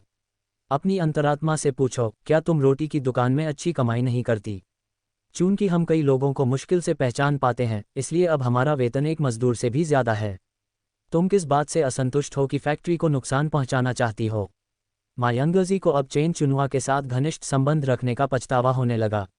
जब वे आंगन में खाना पका रहे थे तो उनके पति ने उन्हें बार बार याद दिलाया था कि काम के दौरान चेन चुनुआ से दूरी बनाए रखें। बात बस इतनी थी कि जब वह पहली बार ग्रामीण इलाकों से आई थी तो सभी पड़ोसी उसे नीची नज़र से देखते थे और केवल चेन चुनुआ ही उससे बात करने को तैयार था। हालांकि उसे लगा कि चेन चुनुआ का काम पर उससे मिलने आना अनुचित है, लेकिन वह उसे सीधे भगाने का साहस नहीं कर पाए। अब जब ये घटना घट चुकी थी तो उसे एहसास हुआ कि उस पर भी एक बड़ी जिम्मेदारी है। चेन चुनुआ हैरान होकर बोला, तुम क्या कह रही हो? बेशक, मैं मिस्टर लिन का आभारी हूँ। यंगजी, तुम मुझे दोषी ठहराकर जिम्मेदारी से बचने की कोशिश तो नहीं कर रही हो? क्या तुम देख नहीं सकती? साफ है कि उन्होंने सामान चुराया है। तुम झूठ बोल रहे हो, ये तुम ही थे जिन्होंने चीजें लीं। हो शियाओबाओ अब दूसरों द्वारा उस पर चोरी का झूठा आरोप लगाना बर्दाश्त नहीं कर सका। यह ऐसा अतीत था जिसे वह पीछे मुड़कर नहीं देख सकता था और वह कभी नहीं चाहता था कि कोई अन्य लोग उसके बारे में बात करें। दोनों में लगातार बहस हो रही थी। अचानक लिन चुक्सिया बोल पड़ा, चेन चुनहुआ, क्या तुमने सचमुच सामान नहीं लिया? नहीं, चेन चुनहुआ ने जोर देकर कहा। लिन चुक्सिया ने सिर हिलाया और युआन बाओ को बुलाया। युआन बाओ एक पूर्ण विकसित कुत्ते जितना बड़ा हो गया था और दिन के दौरान आंगन के आसपास घूमता रहता था। काम के बाद वह लिन चुक्सिया के साथ किन परिवार के पास वापस चला जाता था। सभी ने कहा कि यह कुत्ता चतुर था, लेकिन केवल लिन चुक्सिया को पता था कि आध्यात्मिक झरने के पानी के कारण युआन बाओ न केवल चतुर था, उसकी बुद्धि काफी उच्च थी। लोगों को यह नहीं पता था कि लिन चुक्सिया युआन बाओ को क्यों बुला रही थी। उन्होंने उसे लिटिल युवान बाओ का सिर सहलाते हुए देखा, फिर एक पैकेज लेने के लिए उसके कार्यालय में गई। परिचित लोग बता सकते थे कि यह उनके द्वारा पकाए गए भोजन में इस्तेमाल किया जाने वाला मसाला था। युआन बाओ, आओ इसे सूंघें। लिन चुक्सिया ने युआन बाओ को बुलाया। युआन बाओ ने अपने हाथ में मसाला सूंघा और अंततः चीख दी। लिन चुक्सिया ने फिर से उसका सिर रगड़ा और उसे भीड़ की ओर निर्देशित किया, देखो ये गंध किसके पास है। वहां मौजूद सभी लोगों को समझ नहीं आया कि लिन चुक्सिया ऐसा क्यों कर रहा था, लेकिन सुन लियांगडोंग की आंखों में चमक आ गई। मिस्टर लिन, क्या युआन बाओ सचमुच उसे ढूंढ सकता है? मैंने सुना है कि कुछ पुलिस कुत्ते सिर्फ गंध से ही मामले सुलझा सकते हैं। पुलिस कुत्ते दुर्लभ थे और उन्हें समझना तो और भी कम था, और सुन लियांगडोंग ने इस बारे में विविध पुस्तकें पढ़कर सीखा था। लिन चुक्सिया ने सवाल का जवाब नहीं दिया, लेकिन युआन बाओ को धक्का दिया, आगे बढ़ो। आदेश मिलते ही युआन बाओ भीड़ में घुस गया। पहले सू विनसोंग के पास, फिर जल्दी से हो शियाओबाओ के पास, और जैसे ही वह मा यांगजी के पास से गुजरा, युआन बाओ भौंकने लगा। उस समय पहले से तनावग्रस्त चेन चुनुआ अचानक चिल्लाया, लो, मैंने तुमसे कहा था, तुम लोगों को फंसा रहे हो। यहाँ तक कि कुत्ते को भी पता है कि तुम्हारे लोगों ने ही मसाले का पैकेट लिया था। मिस्टर लिन, अब तुम मेरी बात पर विश्वास करते हो, है ना? अध्याय 215, आपके द्वारा मजबूर। लिन चुक्सिया ने उसकी बात पर कोई ध्यान नहीं दिया और युआन बाओ से कहा, जारी रखो। युआन बाओ ने सुरक्षा विभाग से 2 और पक्षियों को सूंघा, और जब वह चेन चुनहुआ के पास पहुंचा तो वह बेतहाशा भौंकने लगा। चेन चुनुआ का चेहरा पीला पड़ गया। दूर हो जाओ, दूर हो जाओ, मुझसे दूर रहो, कोई इस कुत्ते को ले जाए, मुझे कुत्तों से डर लगता है, यहाँ से चले जाओ। युआन बाओ न केवल उसे छोड़ने से इनकार कर दिया, बल्कि वह उसके कपड़े फाड़ने के लिए आगे भी झपटा। चेन चुनुआ चीखने से खुद को नहीं रोक सकी, लेकिन उस समय किसी के पास उसकी परवाह करने का समय नहीं था, क्योंकि युआन बाओ ने तेजी से उसके कपड़े फाड़ दिए और कुछ बाहर गिर गया। मा यंगजी ने आगे बढ़कर देखा, मिस्टर लिन, ये हमारे मसाले के पैकेट हैं। फिर उसने चेन चुनुआ के कपड़ों के अंदर झांका, जो बढ़िया मसाला पाउडर से भरे हुए थे। इसमें कोई आश्चर्य नहीं कि मसाले के पैकेट नहीं मिल सके, उसने तो अपने कपड़ों में ही मसाले भर लिए थे, और वे प्लास्टिक की थैलियों में लिपटे हुए थे, उसके कपड़ों के नीचे छिपाए हुए। चेन चुनहुआ पहले से ही मोटी थी और उसने आज जैकेट पहनी हुई थी, जिससे चीज़ें छिपाना और भी आसान हो गया। युआन बाओ को वह मिल गया था जो लिन चुक्सिया चाहता था। पूंछ हिलाते हुए उसने लिन चुक्सिया पर 2 बार भौंका। लिन चुक्सिया ने उसे हाथ हिलाया और वह खुशी से उसके पास दौड़ी, जीभ बाहर निकाले, प्रशंसा और सराहना की भीख मांगने वाली आंखों से उसे घूरने लगी। लिन चुक्सिया को संदेह था कि यदि चेन चुनुआ के पास या उसके आसपास कोई वस्तु होगी तो युआन बाओ उसे ढूंढने में मदद करने के लिए पर्याप्त चतुर होगी। यह उसकी कल्पना से भी अधिक चतुराईपूर्ण निकला। एक पल के लिए स्तब्ध, लिटिल युआन बाओ अब और इंतजार नहीं कर सका और अपने नथुनों से सूंघने की आवाज़ें निकालते हुए अपने सिर से लिन चुक्सिया के हाथ को धक्का दिया। लिन चुक्सिया जोर से हंसने लगा और जोर से उसका सिर रगड़ने लगा। युआन बाओ, तुम सचमुच अद्भुत हो। सबूतों के सामने चेन चुनुआ का आज्ञाकारी व्यवहार गायब हो गया। उसकी आंखें मानो आग उगल रही थीं और वह मा यंगाजी को घूर रही थी। क्या अब आप संतुष्ट हैं, है ना? क्या आप संतुष्ट हैं? मा यंगाजी उलझन में थी जब लिन चुक्सिया ने अपनी आंखों से सुन लियांग डोंग को संकेत दिया, जाओ और पुलिस को रिपोर्ट करो। ऐसा मत करो, कृपया, चेन चुनुआ चिल्लाया। मिस्टर लिन, मैं गलत था, कृपया मुझे इस बार माफ़ कर दो। मैं बस मूर्खता कर रहा था। बस बेवकूफ़ी कर रहे हो। अगर मैं गलत नहीं हूं तो ये दूसरी बार है जब तुमने फैक्ट्री से चोरी की है। क्या पहली बार तुम्हारे लिए काफ़ी नहीं था? चेन चुनुआ ने अब बहस करने की हिम्मत नहीं की, ये सचमुच मूर्खता थी। उस व्यक्ति ने मुझे फैक्ट्री के मसाले के पैकेट चुराने के लिए 20 युआन दिए थे। मैंने सोचा कि फैक्ट्री में इतने सारे पैकेट होने के कारण एक कम होने से कोई फर्क नहीं पड़ेगा। मिस्टर लिन, मुझे अपनी गलती का एहसास है। मैं फैक्ट्री को 20 युआन वापस करने को तैयार हूँ। कृपया मुझे इस बार माफ़ कर दीजिए। क्या तुम्हें लगता है कि फैक्ट्री में तुम्हारे 20 युआन कम पड़ गए हैं? चेन चुनुआ, तुम्हें सब कुछ पता है, फिर भी तुम ऐसा करते हो। क्या तुम बन शॉप में अपनी नौकरी से संतुष्ट नहीं हो? कुछ समय पहले ओल्ड फूड फैक्ट्री में पके हुए खाने में सुधार के बाद बन शॉप ने सबको चखने के लिए कुछ बन खरीदे। उस समय चेन चुनहुआ काफ़ी नाराज़ दिख रही थी। किसने सोचा होगा कि इस उपद्रव की असली वजह वही थी। उसे मसाले के पैकेट खोने के बुरे अंजामों का अंदाज़ा तो था, फिर भी उसने फूड फैक्ट्री के लिए उन्हें फिर से चुरा लिया। क्या ये सब सिर्फ 20 युआन के लिए था? मेरे पास कोई चारा नहीं था, मैं नहीं चाहता था। मैंने सोचा कि उन्हें 2 पैकेट मसाला दे देना ही काफ़ी होगा, लेकिन वे मुझसे और मांगते रहे। अगर मैं नहीं मानता तो वे स्थिति उजागर करने की धमकी देते। मैं यह नहीं चाहता था। पहली बार के बारे में क्या? पहली बार किसी ने तुम्हें मजबूर नहीं किया था। मा यिंगजी को जब यह एहसास हुआ कि उसने मात्र 20 युआन के लिए फैक्ट्री मसाला पैकेट चुराया था, तो उसे इस बात का अफसोस हुआ कि वह लिन चुक्सिया से मिलवाए गए ऐसे व्यक्ति को नहीं पहचान पाए।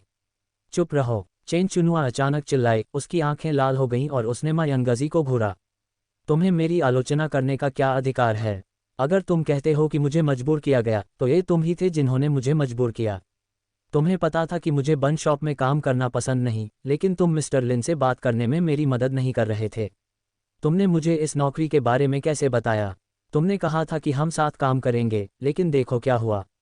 तुम वहां आंगन में रहते हो और हर महीने मोटी तनख्वाह कमाते हो, और तुमने मुझे बन शॉप में धकेल दिया और परवाह नहीं की। मैंने तुमसे कहा था कि तुम बॉस से अच्छी बात करो ताकि मेरा तबादला हो जाए, और तुम तरह तरह के बहाने बनाते रहे, कहते रहे कि यह मेरे भले के लिए है।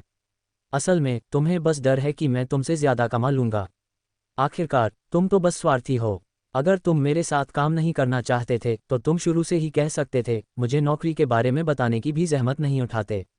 ऊपर से तो तुम दयालु और मिलनसार लगते हो, किसी से भी बेहतर। लेकिन असल में क्या तुम्हें याद नहीं कि जब तुम पहली बार यहाँ आई थी तो कैसा महसूस हुआ था? मेरे अलावा तुम जैसी देहाती लड़की से कौन परेशान होगा? एक कृतघ्न, एक सफ़ेद आंखों वाला भेड़िया। मा यंगाजी ने आरोपों को सुना और अविश्वसनीय रूप से एक कदम पीछे हट गई। अंततः लिन चुक्सिया को एक विस्मय में देखा।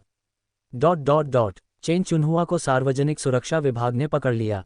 मसालों के पैकेट चुराना कोई बड़ा अपराध नहीं था, क्योंकि उस समय बौद्धिक संपदा अधिकारों के बारे में जागरूकता इतनी ज़्यादा नहीं थी। यह कोई वास्तविक धन नहीं था और इसका मूल्य भी नहीं आंका जा सकता था। यही कारण है कि उस समय कुछ कारखाना सुरक्षा विभागों को कारखाना संपत्ति की चोरी से निपटने का अधिकार था। यदि सुरक्षा विभाग का अधिकार व्यापक प्रतीत होता है तो इसका कारण कानूनी प्रणाली की अपूर्णता भी है।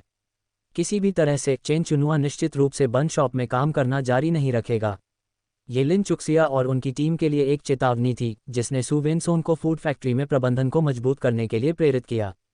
इसके अलावा लिन चुक्सिया ने सु वेनसोन के साथ योजना के अगले चरणों पर चर्चा की। फूड फैक्ट्री में अभी भी कुछ खाली जगह थी और लिन चुक्सिया ने बीफ सॉस बनाने के लिए मशीनरी लाने की योजना बनाई। ये बिना किसी कारण के नहीं था। लिन चुक्सिया को पता चला कि एंचेंग काउंटी की फूड फैक्ट्री मुख्य रूप से मांस सॉस का उत्पादन करती है। उन्हें ये सुनिश्चित करना था कि जियांग के मसाले के पैकेटों की चोरी व्यर्थ न जाए। हालांकि चेन चुनहुआ को जेल हो गई थी, फिर भी फूड फैक्ट्री ने सबक नहीं सीखा था। यहाँ तक कि अगर चेन चुनुआ ने अंदर अपने संपर्क व्यक्ति का खुलासा भी कर दिया तो भी फूड फैक्ट्री उस व्यक्ति पर दोष मढ़ सकती है, ये दावा करते हुए कि यह उसका निजी कृत्य है। जीवन और कार्य अनिश्चितताओं से भरे हुए थे और उतार चढ़ाव से बचने के लिए प्रवाह के साथ चलना सबसे अच्छा तरीका था। यही कारण था कि उन्हें संदेह था कि मसाला पैकेट का मामला चेन चुनहुआ से जुड़ा हुआ है, फिर भी उन्होंने उसी के अनुसार कार्य करने का निर्णय लिया। अगर वे मास्टरमाइंड का पता लगा सकें और फूड फैक्ट्री पर जवाबी हमला कर सकें तो यह आदर्श होगा।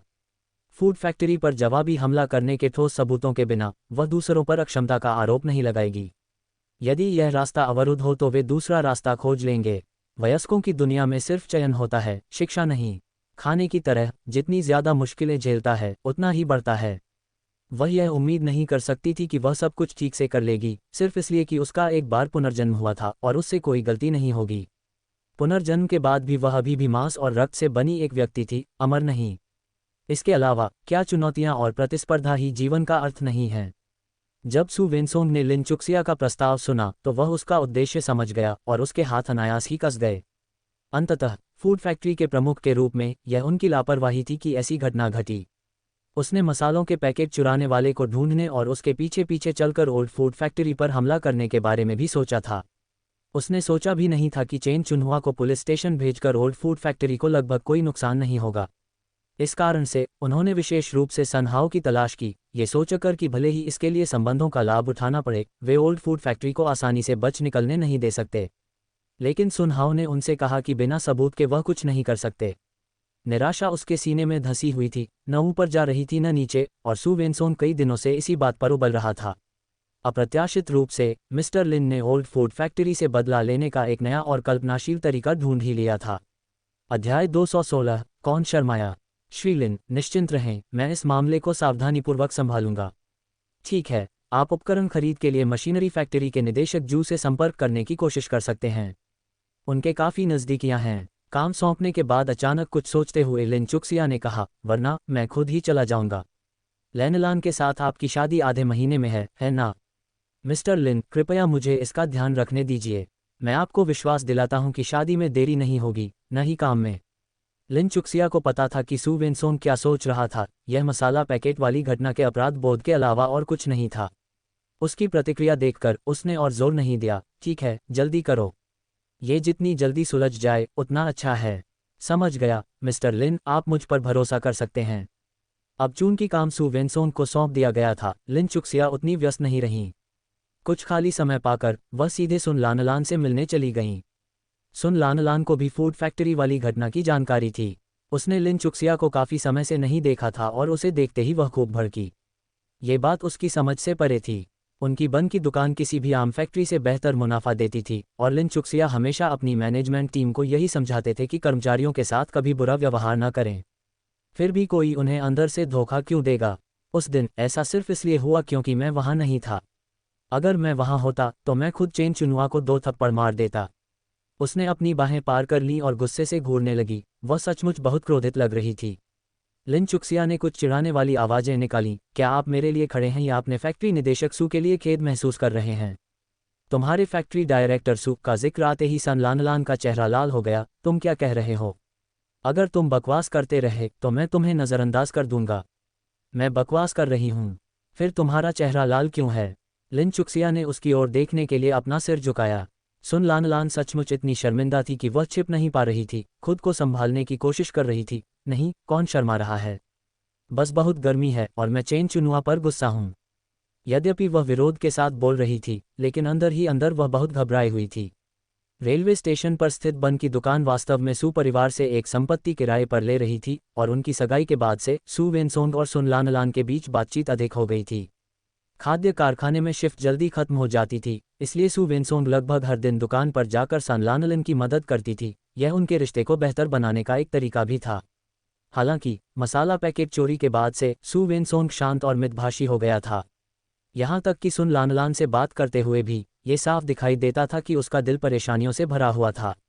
सन लानलान ने ये देखा और उसके लिए चिंतित महसूस किया। वह जानती थी कि सू वेनसोंग को लिन चुक्सिया की राय की बहुत परवाह थी। वह लिन चुक्सिया का पहला कर्मचारी था और अब उसे विशाल जियांग फूड फैक्ट्री का प्रबंधन सौंपा गया था। वह अच्छा काम करने के लिए प्रतिबद्ध था। बेशक वह सू वेनसोंग के लिए दुखी थी, लेकिन वह अपनी बहन की भी उतनी ही परवाह करती थी। लिन चुक्सिया बस उसे चिढ़ा रही थी। जब उनकी बातें काफ़ी हो गईं तो उसने ताली बजाई, ठीक है चलो उसके बारे में बात नहीं करते। चूंकि तुम्हारे ओल्ड सू को शायद इन दिनों तुम्हारे साथ रहने का समय नहीं मिल रहा है, इसलिए मैं तुम्हारी भरपाई कर दूंगी। चलो नए कपड़े खरीद कर इन्हें बदल लेते हैं और फिर शहर चलते हैं। मौसम गर्म हो रहा था और लोग पहले से ही कपड़े पहनने लगे थे। लिन परिवार के साथ रहते हुए 20 सालों में उसने कभी कोई ड्रेस नहीं पहनी थी। लिन जियाई के पास अगर ड्रेस होती भी तो जब तक वह बड़ी होती माँ लिन उसे टैंक टॉप या शॉर्ट्स में बदल देती। लिन चुक्सिया टैंक टॉप या शॉर्ट्स पहनती थी जो लिन जियाई अब नहीं चाहती थी। अपने पिछले जीवन में इसी कारण से जब लिन चुक्सिया के पास पैसा था तो वह अपने लिए सुंदर कपड़े खरीदना पसंद करती थी, एक शौक जो उसकी मृत्यु तक चला। पुनर्जन्म और अपनी युवावस्था में वापस आकर वह और भी अधिक खर्च करने के लिए दृढ़ थी। एनचेन काउंटी के डिपार्टमेंटल स्टोर में कपड़े बहुत सादे थे। उसने जो पसंद किया था वो खरीद लिया था और आज शहर में देखने की योजना बना रही थी। किसी भी औरत को नए और खूबसूरत कपड़े पसंद नहीं आते। सुन लानलान ने अपने काम के कपड़े बदले, दुकान का काम संभाला और लिन चुक्सिया के साथ खुशी खुशी निकल पड़ी। दोनों बस से सीधे शहर के डिपार्टमेंटल स्टोर पहुंचे। ये वह मौसम था जब नए बसंत और ग्रीष्म ऋतु के कलेक्शन आ रहे थे। डिपार्टमेंटल स्टोर में इन मौसमी कपड़ों की एक विस्तृत श्रृंखला प्रदर्शित थी, जिसमें दक्षिण से आए कई नए कपड़े भी शामिल थे, जिन्हें देखकर दोनों की आंखें चमक उठीं। मेरी माँ ने एक दिन मेरे लिए कुछ कपड़ा खरीदा और कहा कि उन्होंने दहेज में मेरे लिए 2 कपड़े बनाए हैं। मैं सोच रही थी कि कपड़ा खरीदने के बजाय रेडीमेड कपड़े खरीदना बेहतर होगा। देखो ये डिज़ाइन कितने अच्छे हैं, इन्हें कौन खुद बना सकता है। सन लैनलान ने एक सूट की ओर इशारा किया। यह आपके लिए आंटी सन की विचारशीलता है। हम शहर में रहते हैं, नई चीज़ों के संपर्क में आते हैं और अपनी मानसिकता को जल्दी से अपना लेते हैं, लेकिन हमारे परिवार के सदस्य अभी भी पुरानी सोच पर अड़े हुए हैं। जब लिन चुक्सिया ने यह कहा तो उसने विक्रेता को सूट नीचे लाने का निर्देश दे दिया था। सन लानलान को तुरंत समझ आ गया, ओह मैं तो बस इसका जिक्र कर रहा था, मैंने वास्तव में इसे लेने की योजना नहीं बनाई थी। उसने दाम देखा, सूट 80 युआन का था। अब जब वह तनख्वाह कमा रही थी तब भी वह कपड़ों पर 80 युआन खर्च नहीं कर सकती थी। मैं इसे तुम्हें दे दूंगा, लिन चुक्सिया ने उदारता से कहा। इस कपड़े को महसूस करो, ये चिकना और मुलायम है। ये तुम्हारे शरीर पर आसानी से नहीं जमेगा। इसे पहनकर देखो। सन लानलान ने मना करना चाहा, लेकिन लिन चुक्सिया ने कठोर चेहरा बना लिया और तुरंत ही उसे फिर से हंसी आ गई। जियाक्सिया, तुम्हारे जैसी बहन का होना एक आशीर्वाद है जिसे मैंने 8 जन्मों में अर्जित किया होगा। क्या तुम्हारी आंखों में आंसू आ गए? मैंने पहले भी कहा था, एक बार तुम्हारी बहन के पास पैसे आ जाएं तो मैं तुम्हारा खर्च उठाऊंगा। जाओ इसे पहनकर देखो। अगर तुम यहाँ चूक गए तो तुम्हें ये कहीं और नहीं मिलेगा। तो फिर मुझे कुछ और चुनना चाहिए। सन लानलान ने खुशी खुशी कपड़े पहनकर देखे, जबकि लिन चुक्सिया पास में ही देख रही थी। लिन चुक्सिया अपनी कमर पर स्कर्ट पकड़े हुए थी जब उसने किसी को उसे पुकारते हुए सुना, कॉमरेड लिन। उसने दूर से एक दुबले पतले आदमी को अपनी ओर आते देखा। मुझे लगा कि आप परिचित लग रहे हैं और निश्चित रूप से ये कॉमरेड लिन है। लिन चुक्सिया ने उसे पहले ही पहचान लिया था। वह डिपार्टमेंटल स्टोर के खरीद विभाग से निदेशक यांग थे। पिछले साल जब वह कपड़े खरीदने के लिए डिपार्टमेंटल स्टोर में आई थी तो एक ऊनी कोट को लेकर उसका विक्रेता के साथ विवाद हो गया था और निदेशक यांग और प्रबंधक झाओ ने ही इसमें हस्तक्षेप किया था। नमस्ते निदेशक यांग। लिन चुक्सिया ने सिर हिलाकर उनका अभिवादन किया। डायरेक्टर यांग ने अपने हाथ रगड़े। क्या आप यहाँ कपड़े खरीदने आए हैं? हमारे डिपार्टमेंटल स्टोर ने अभी अभी कपड़ों की एक नई रेंज शुरू की है, सभी दक्षिण की नवीनतम शैलियों की। कॉमरेड लिन सुंदर हैं और उनका फिगर भी अच्छा है। कुछ कपड़े खरीदना हमारे डिपार्टमेंटल स्टोर के प्रचार के लिए एकदम सही रहेगा। लिन चुक्सिया ने थोड़ा सा मुंह बनाया। उस समय महिलाओं की सीधे तौर पर उनके रूप और फिगर की तारीफ करना आम बात नहीं थी, खासकर उनके चेहरे की। निदेशक यांग के पिछले विक्रेता के साथ संभवतः अनुचित संबंध के बारे में सोचते हुए लिन चुक्सिया की अभिव्यक्ति ठंडी पड़ गई। मैं क्षमा चाहता हूं, निदेशक यांग, लेकिन मुझे अन्य मामलों के लिए बाहर जाना है। कॉमरेड लिन, रुको, जल्दी मत जाओ। यांग रूई ने फिर से बात की, लेकिन लिन चुक्सिया ने स्पष्ट रूप से अधीरता दिखाते हुए भौहें चढ़ाईं। बात कुछ इस तरह है, कॉमरेड लिन ने पिछली बार जिस सदस्यता कार्ड सेवा का जिक्र किया था उसे हमारे डिपार्टमेंटल स्टोर ने अपना लिया है। प्रतिक्रिया असाधारण रही है। सिर्फ 6 महीने में ही हमने 1000 से ज़्यादा सदस्य बना लिए हैं और उन्हें अपने स्टोर के वफादार ग्राहक बना लिया है। इससे हमारी बिक्री में काफ़ी इजाफा हुआ है। मैनेजर झाओ ने कई बार कहा है कि अगली बार जब हम कॉमरेड लिन से मिलेंगे तो हम उन्हें एक सदस्यता कार्ड उपहार में देना चाहेंगे और हम कॉमरेड लिन को खाने पर भी आमंत्रित करना चाहेंगे। अध्याय 217, मैं तुम्हें बेटा पाने में ज़रूर मदद करूंगा। इतना कहने के बाद उसने अपनी घड़ी पर नज़र डाली। मिस्टर लिन, क्या अब आपके पास समय है? मैनेजर झाओ ऑफिस में है और अब समय हो गया है।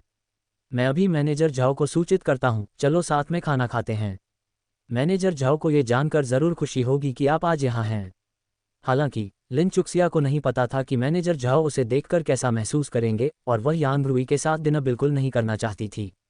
माफ़ कीजिए, मैं आज व्यस्त हूँ। क्या ऐसा है? तो कोई बात नहीं, मैं पहले तुम्हें सदस्यता कार्ड दूंगा और अगली बार जब तुम आओगे तो हमें अपनी कृपा दिखाना। यांग रूई ने अपने सूट की जेब से सदस्यता कार्ड निकाला और दोनों हाथों से उसे सौंप दिया।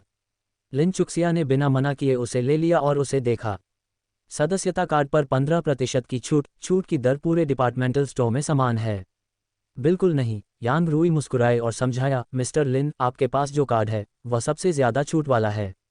एक नियमित सदस्य को 5% की छूट मिलती है, एक वरिष्ठ सदस्य को 10% की छूट मिलती है और केवल वीआईपी सदस्यों को 15% की छूट मिलती है।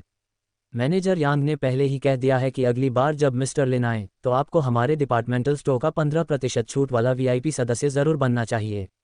आपका बहुत बहुत धन्यवाद। ये देखकर कि सन लानलन पहले ही अपने नए परिधान में बाहर आ चुकी थी, लिन चुक्सिया और यांग रूई ने एक दूसरे को सिर हिलाया और सन लानलन के पास पहुंचे। कैसा रहेगा? क्या यह अच्छा लग रहा है? सुन लानलान ने थोड़ा शर्मिंदा महसूस करते हुए अपने कपड़े खींचे। लिन चुक्सिया ने सीधे अंगूठा दिखाया, बेहद खूबसूरत, इस लालित्य के साथ पूरी तरह से प्रबंधक स्तर। आप खुद भी एक कोशिश क्यों नहीं करते? आखिरकार आप मैनेजर हैं। ज़रूर, मुझे वह सिल्वर ग्रे वाला पसंद है। लिन चुक्सिया ने भी एक सेट जीता और सन लानलान को दूसरे काउंटर की ओर धकेल दिया। जाओ, उस लाल ड्रेस को देखो, मुझे लगता है कि यह तुम पर बिल्कुल जंच रही है। इसे अपनी शादी में पहनना और मैं गारंटी देती हूँ कि यह ओल्डसू को भी मदहोश कर देगी। यद्यपि अंतिम वाक्य धीरे से बोला गया था, लेकिन सन लानलान शर्मा गई और विरोध करते हुए बोली, बस करो, अब और नहीं। अपनी शिकायतों के बावजूद उस पोशाक को देखकर उसकी आंखें चमक उठीं। कीमत पर नज़र डालते हुए वह थोड़ा हिचकिचाई। 30 युआन से अधिक, डिपार्टमेंटल स्टोर में कपड़े महंगे हैं और आप मोलभाव भी नहीं कर सकते। लिन चुक्सिया ने अपना सदस्यता कार्ड लहराते हुए कहा, कौन कहता है कि आप मोलभाव नहीं कर सकते? 15% छूट। आपको ये सदस्यता कार्ड कहाँ से मिला? उनकी बन शॉप में अक्सर विभिन्न प्रचार कार्यक्रम आयोजित किए जाते थे, इसलिए सन लानलान सदस्यता छूट जैसे शब्दों से पहले से ही परिचित थे। इसकी चिंता मत करो, चलो आज खूब खरीदारी करते हैं। सन लानलान ने जोर से सिर हिलाया। वह इस बात से रोमांचित था कि आज उसे 15% छूट पर बड़ा लाभ मिला है। दोनों बहुत उत्साहित थे जब वे कपड़े चुन रहे थे, कभी कभी अपनी पसंद के कपड़े पहनकर देख रहे थे। दूसरी ओर यांग रूई ने अपना सिर घुमाया और एक सतर्क तांग लिली को देखा। वह औरत कौन है? दूर से तांग लिली ने यांग रूई को एक औरत के साथ बातें करते और हंसते हुए देखा, लगभग कान से कान तक मुस्कुरा रहा था। वह दौड़कर वहां पहुंची, लेकिन तब तक बहुत देर हो चुकी थी। वह बस उस औरत को देख पा रही थी जिसका शरीर सुंदर और जवान लग रहा था। औरत के चले जाने के बाद भी यांग रूई उसे जाते हुए देखकर बेवकूफ़ी भरी मुस्कान दे रही थी। कोई नहीं, मैं बस एक पुराना ग्राहक था जिसे मैं जानता था, यांग रूई ने पिछली घटना के कारण संक्षिप्त स्पष्टीकरण दिया। तांग लिली को इस बात पर बिल्कुल भी विश्वास नहीं हुआ, लेकिन वह ये भी जानती थी कि आगे पूछने से कुछ और नहीं मिलेगा। इसलिए उसने अपना स्वर बदला, भाई यांग, क्या आप आज रात खाली हैं? आपको मेरे घर आए हुए काफ़ी समय हो गया है और मैंने कल आपका पसंदीदा सोया बीफ भी खरीदा था। लिली, मैं इन दिनों कहीं नहीं जा सकती, तुम्हें पता है कि जिया बीमार है, मुझे वापस जाना है। यांग रूई ने अपनी बात पूरी भी नहीं की थी कि तांग लिली का चेहरा बदल गया। जिया, तुम सच में उसे अपनी हथेली पर रखी बेटी की तरह रखती हो। भूलो मत कि तुमने मुझे पहले क्या कहा था। यह अभी भी डिपार्टमेंटल स्टोर था और यांग रूई को डर था कि कहीं वह हंगामा न मचा दे, इसलिए उसने उसे जल्दी से कार्यालय में खींच लिया। जैसे ही तांग लिली ने कार्यालय में प्रवेश किया, उसने उसका हाथ झटक दिया और अपनी बाहें पार करके उससे प्रश्न करने लगी। जब वह महिला गर्भवती थी तो आपने कहा था कि आपको डर है कि इसका आपके भविष्य पर असर पड़ेगा और आप उसे तलाक नहीं देना चाहते। अब उनका बच्चा 1 महीने का हो चुका है, आप मुझसे कब तक इंतजार करवाने की उम्मीद करते हैं? क्या ये तय नहीं हुआ था? आप उसे तलाक दे दीजिए, फिर मैं आपके लिए एक बेटे को जन्म दूंगी। यांग रूई की हिचकिचाहट देखकर वह आगे बढ़ी और उसकी कमर को गले लगा लिया। उसकी आवाज़ बहुत धीमी हो गई। भाई यांग, क्या तुम सच में मुझे इंतजार करने दोगे? वो बुढ़िया बहुत ही नीरस है, मुझे तुम्हारे उसके साथ रहने पर तरस आ रहा है। पहले तुम दोनों का पेट पालने के लिए सिर्फ पैसे कमाते थे, अब तुम अकेले ही 3 लोगों के परिवार का पेट पाल रहे हो। अगर मैं तुम्हारा ख्याल नहीं रखूंगा तो कौन रखेगा? और फिर तुम इतनी मेहनत क्यों कर रहे हो? अब उस औरत ने तुम्हारा वंश ही खत्म कर दिया है, तुम्हें एक बेटा भी नहीं दिया। लिली, बात करना बंद करो। बेटे का जिक्र आते ही यांग रूई की आंखों में एक अजीब सी चमक आ गई। उन्होंने मूल रूप से बच्चे के जन्म के तुरंत बाद तांग लिली के साथ संबंध तोड़ने की योजना बनाई थी, लेकिन अप्रत्याशित रूप से उनकी पत्नी ने एक बेटी को जन्म दिया। चूंकि परिवार नियोजन का कड़ाई से पालन किया जाता है तथा वह एक औपचारिक कर्मचारी है, इसलिए दूसरा बच्चा होने से उसकी नौकरी खतरे में पड़ जाएगी। लेकिन जैसा कि तांग लिली ने कहा, यदि यान परिवार के लिए नहीं तो उनकी सारी मेहनत और संघर्ष किस लिए था? यदि उसका वंश उसके साथ ही समाप्त हो जाता तो चाहे वह कितना भी सफल क्यों न हो, वह अपने माता पिता और बड़ों का सामना कैसे कर पाता? भाई यांग, मैं सचमुच ये सब तुम्हारे लिए कर रहा हूँ। तुम्हें पता है कि हमारे परिवार में बेटे पैदा करने के कई राज हैं। मेरे माता पिता मेरे 3 बड़े भाइयों के बाद एक बेटी चाहते थे, इसीलिए मेरा जन्म हुआ। मैं तुम्हें बेटा पैदा करने में ज़रूर मदद करूंगा। तांग लिली ने ये कहते हुए दबे पांव आगे बढ़कर उस आदमी के होठों को चूम लिया, और उसके अंतिम वाक्य ने उस आदमी को पूरी तरह से झकझोर दिया। अपने सामने प्रस्तुत प्रलोभन का सामना करते हुए यांग रूई ने बिना किसी संकोच के जवाब दिया, फिर भी उसका मन अपने मामलों की गणना कर रहा था। मैनेजर झाओ की वार्षिक बैठक में नगर समिति के नेताओं द्वारा की गई प्रशंसा श्री लिन के योगदान के बिना संभव नहीं हो पाती। हाल ही में मैनेजर झाओ उसका जिक्र कर रहे थे तथा उसके साथ फिर से व्यापारिक रहस्यों पर चर्चा करना चाहते थे। बस पिछली बार यह एक संयोगवश हुई मुलाकात थी और यह भी कहा गया कि मिस्टर लिन अब इस शहर में नहीं है, इसलिए उन्हें इसे जाने देना पड़ा। अविश्वसनीय रूप से भाग्यशाली, श्री लिन खरीदारी करने के लिए डिपार्टमेंटल स्टोर में आए और उनकी उनसे मुलाकात हो गई। यदि वह ऐसा कर सके तो उन्हें वर्तमान निदेशक पद से पदोन्नति भी मिल सकती है। उस समय वह आपसी मतभेदों का हवाला देते हुए तलाक का मुद्दा उठा सकते थे। अब डिपार्टमेंटल स्टोर के क्रय चैनल को महत्वपूर्ण पद पर रखते हुए उन्हें कौन दोषी ठहरा सकता है? तलाक के बाद तांग लिली से शादी करना और उससे एक बेटा पैदा करना उनके जीवन को पूरा करेगा। ... चुक्सिया और लानलान ने पूरे दिन खरीदारी की और जब वे एनचेंग काउंटी के लिए बस में बैठे तो उनके हाथों में 2 बड़े बैग थे और उनके चेहरों पर संतुष्टि भरी मुस्कान थी। ज़ियाक्सिया, मुझे बहुत दिनों से इतना मज़ा नहीं आया। सच में, पैसा होना बहुत अच्छी बात है। चुक्सिया हंस पड़ी, ये बात उसे अपने पिछले जीवन में पता चल चुकी थी। लेकिन बात सिर्फ पैसे की नहीं है ना? जब मैंने तुम्हें पहले वेतन दिया था तब मैंने तुम्हें इतना खुश नहीं देखा था। उसने लैनलान के बैग पर नज़र डाली, जिसमें न केवल उसकी अपनी चीज़ें थीं बल्कि पुरुषों के कपड़ों का एक सेट भी था। लैनलान ने जिद से जवाब दिया, आप किस बारे में बात कर रहे हैं? मुझे समझ नहीं आ रहा है। इसके अलावा मैंने आपको अपने किन्यान के लिए चीज़ें खरीदते हुए देखा और अपनी थोड़ी मदद की, तो क्या हुआ? आप अपने किन्यान के लिए चीज़ें खरीद सकते हैं लेकिन मैं अपनी मदद नहीं कर सकता।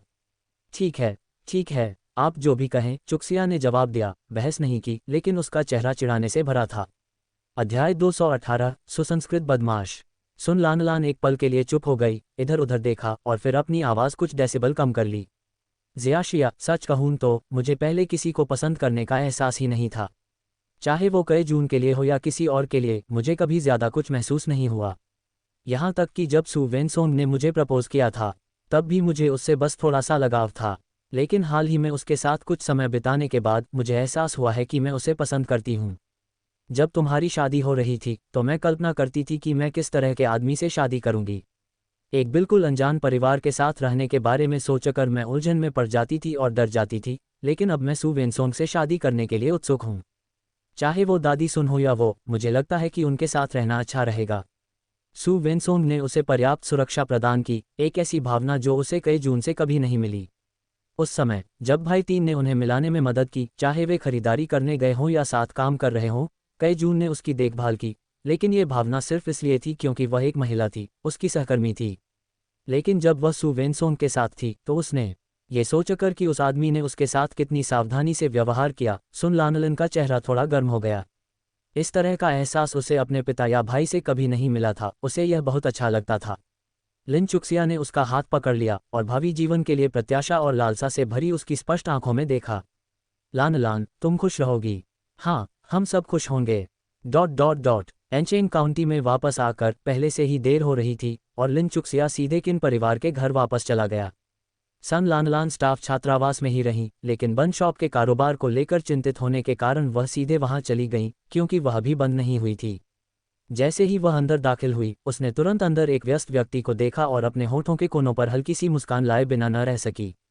दादी सन ने सन लानलन को बड़े और छोटे बैग ले जाते हुए देखा तो हंसते हुए बोली, ओह जियो सन, तुमने इन सभी बैगों से क्या अच्छा सामान खरीदा है। तुमने जो कपड़े पहने हैं वे बहुत अच्छे लग रहे हैं, इसलिए मैं कहती हूँ कि शहर में यहाँ से बेहतर स्टाइल हैं। सन लानलान ने नए कपड़े पहने हुए थे जो उसे अच्छे लग रहे थे और पहनने के बाद उसने उन्हें उतारा नहीं था। दादी सन की प्रशंसा सुनकर उनकी निगाहें अवचेतन रूप से उस आदमी की ओर चली गईं, एक हल्की सी उम्मीद के साथ। सु वेनसोंग ने पहले ही सन लानलान को देख लिया था, उसकी मुस्कान हल्की थी और सामान्य से कुछ अलग नहीं लग रही थी। सन लानलान को निराशा का एहसास हुआ, उसने समय देखा और दादी सन और अन्य 2 कर्मचारियों से कहा, चलो साफ सफाई करें और रात के लिए बंद कर दें। जब सभी ने काम खत्म कर लिया तो सन लानलान बंद शॉप का दरवाजा बंद करने चली गई। चूंकि यह सु परिवार का कमरा था, इसलिए दरवाजा अंदर से बंद करना पड़ा और फिर आंगन के गेट से बाहर निकलना पड़ा। इससे पहले कि वह कुछ कदम चलती, एक बड़ा हाथ आगे बढ़ा और उसके हाथ से बड़ा ताला ले लिया। मुझे करने दो। उसकी थोड़ी खुरदरी उंगलियों ने उसके हाथ के पिछले हिस्से को छुआ, जिससे सुन लानलन का दिल कांप उठा। उस आदमी की गहरी निगाहों से मिलते हुए सुन लानलान ने जल्दी से अपनी आंखें नीची कर ली। ठीक है, तो फिर मैं पहले वापस जाऊंगी।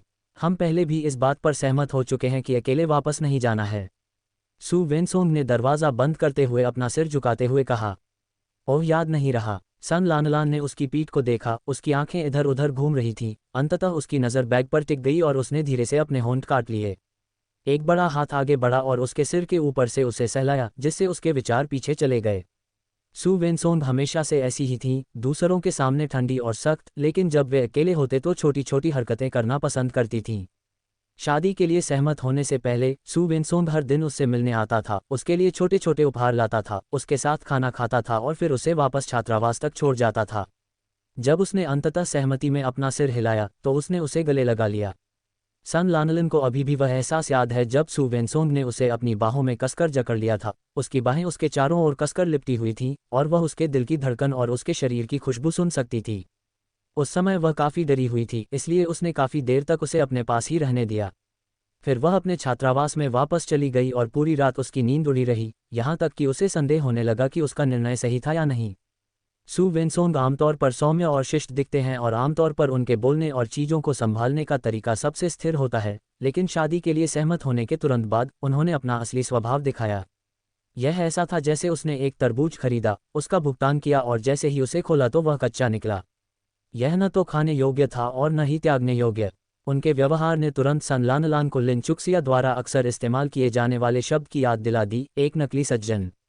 उस समय उसने सोचा कि यह केवल क्षणिक आवेग था, लेकिन अगले दिन जब वह उसे छात्रावास में वापस ले जा रहा था और वे अकेले थे, तो उसका छोटा हाथ एक बड़े, मजबूत हाथ में मजबूती से जकड़ा हुआ था। वह बड़ा हाथ सूखा और गर्म था, जिसमें ऐसी शक्ति थी कि कोई तर्क नहीं था। तीसरे दिन उसने उसके सिर को छुआ। चौथे दिन उसने उसके गालों को चुटकी से दबाया, ओह, और उसने उसे फिर से गले लगा लिया।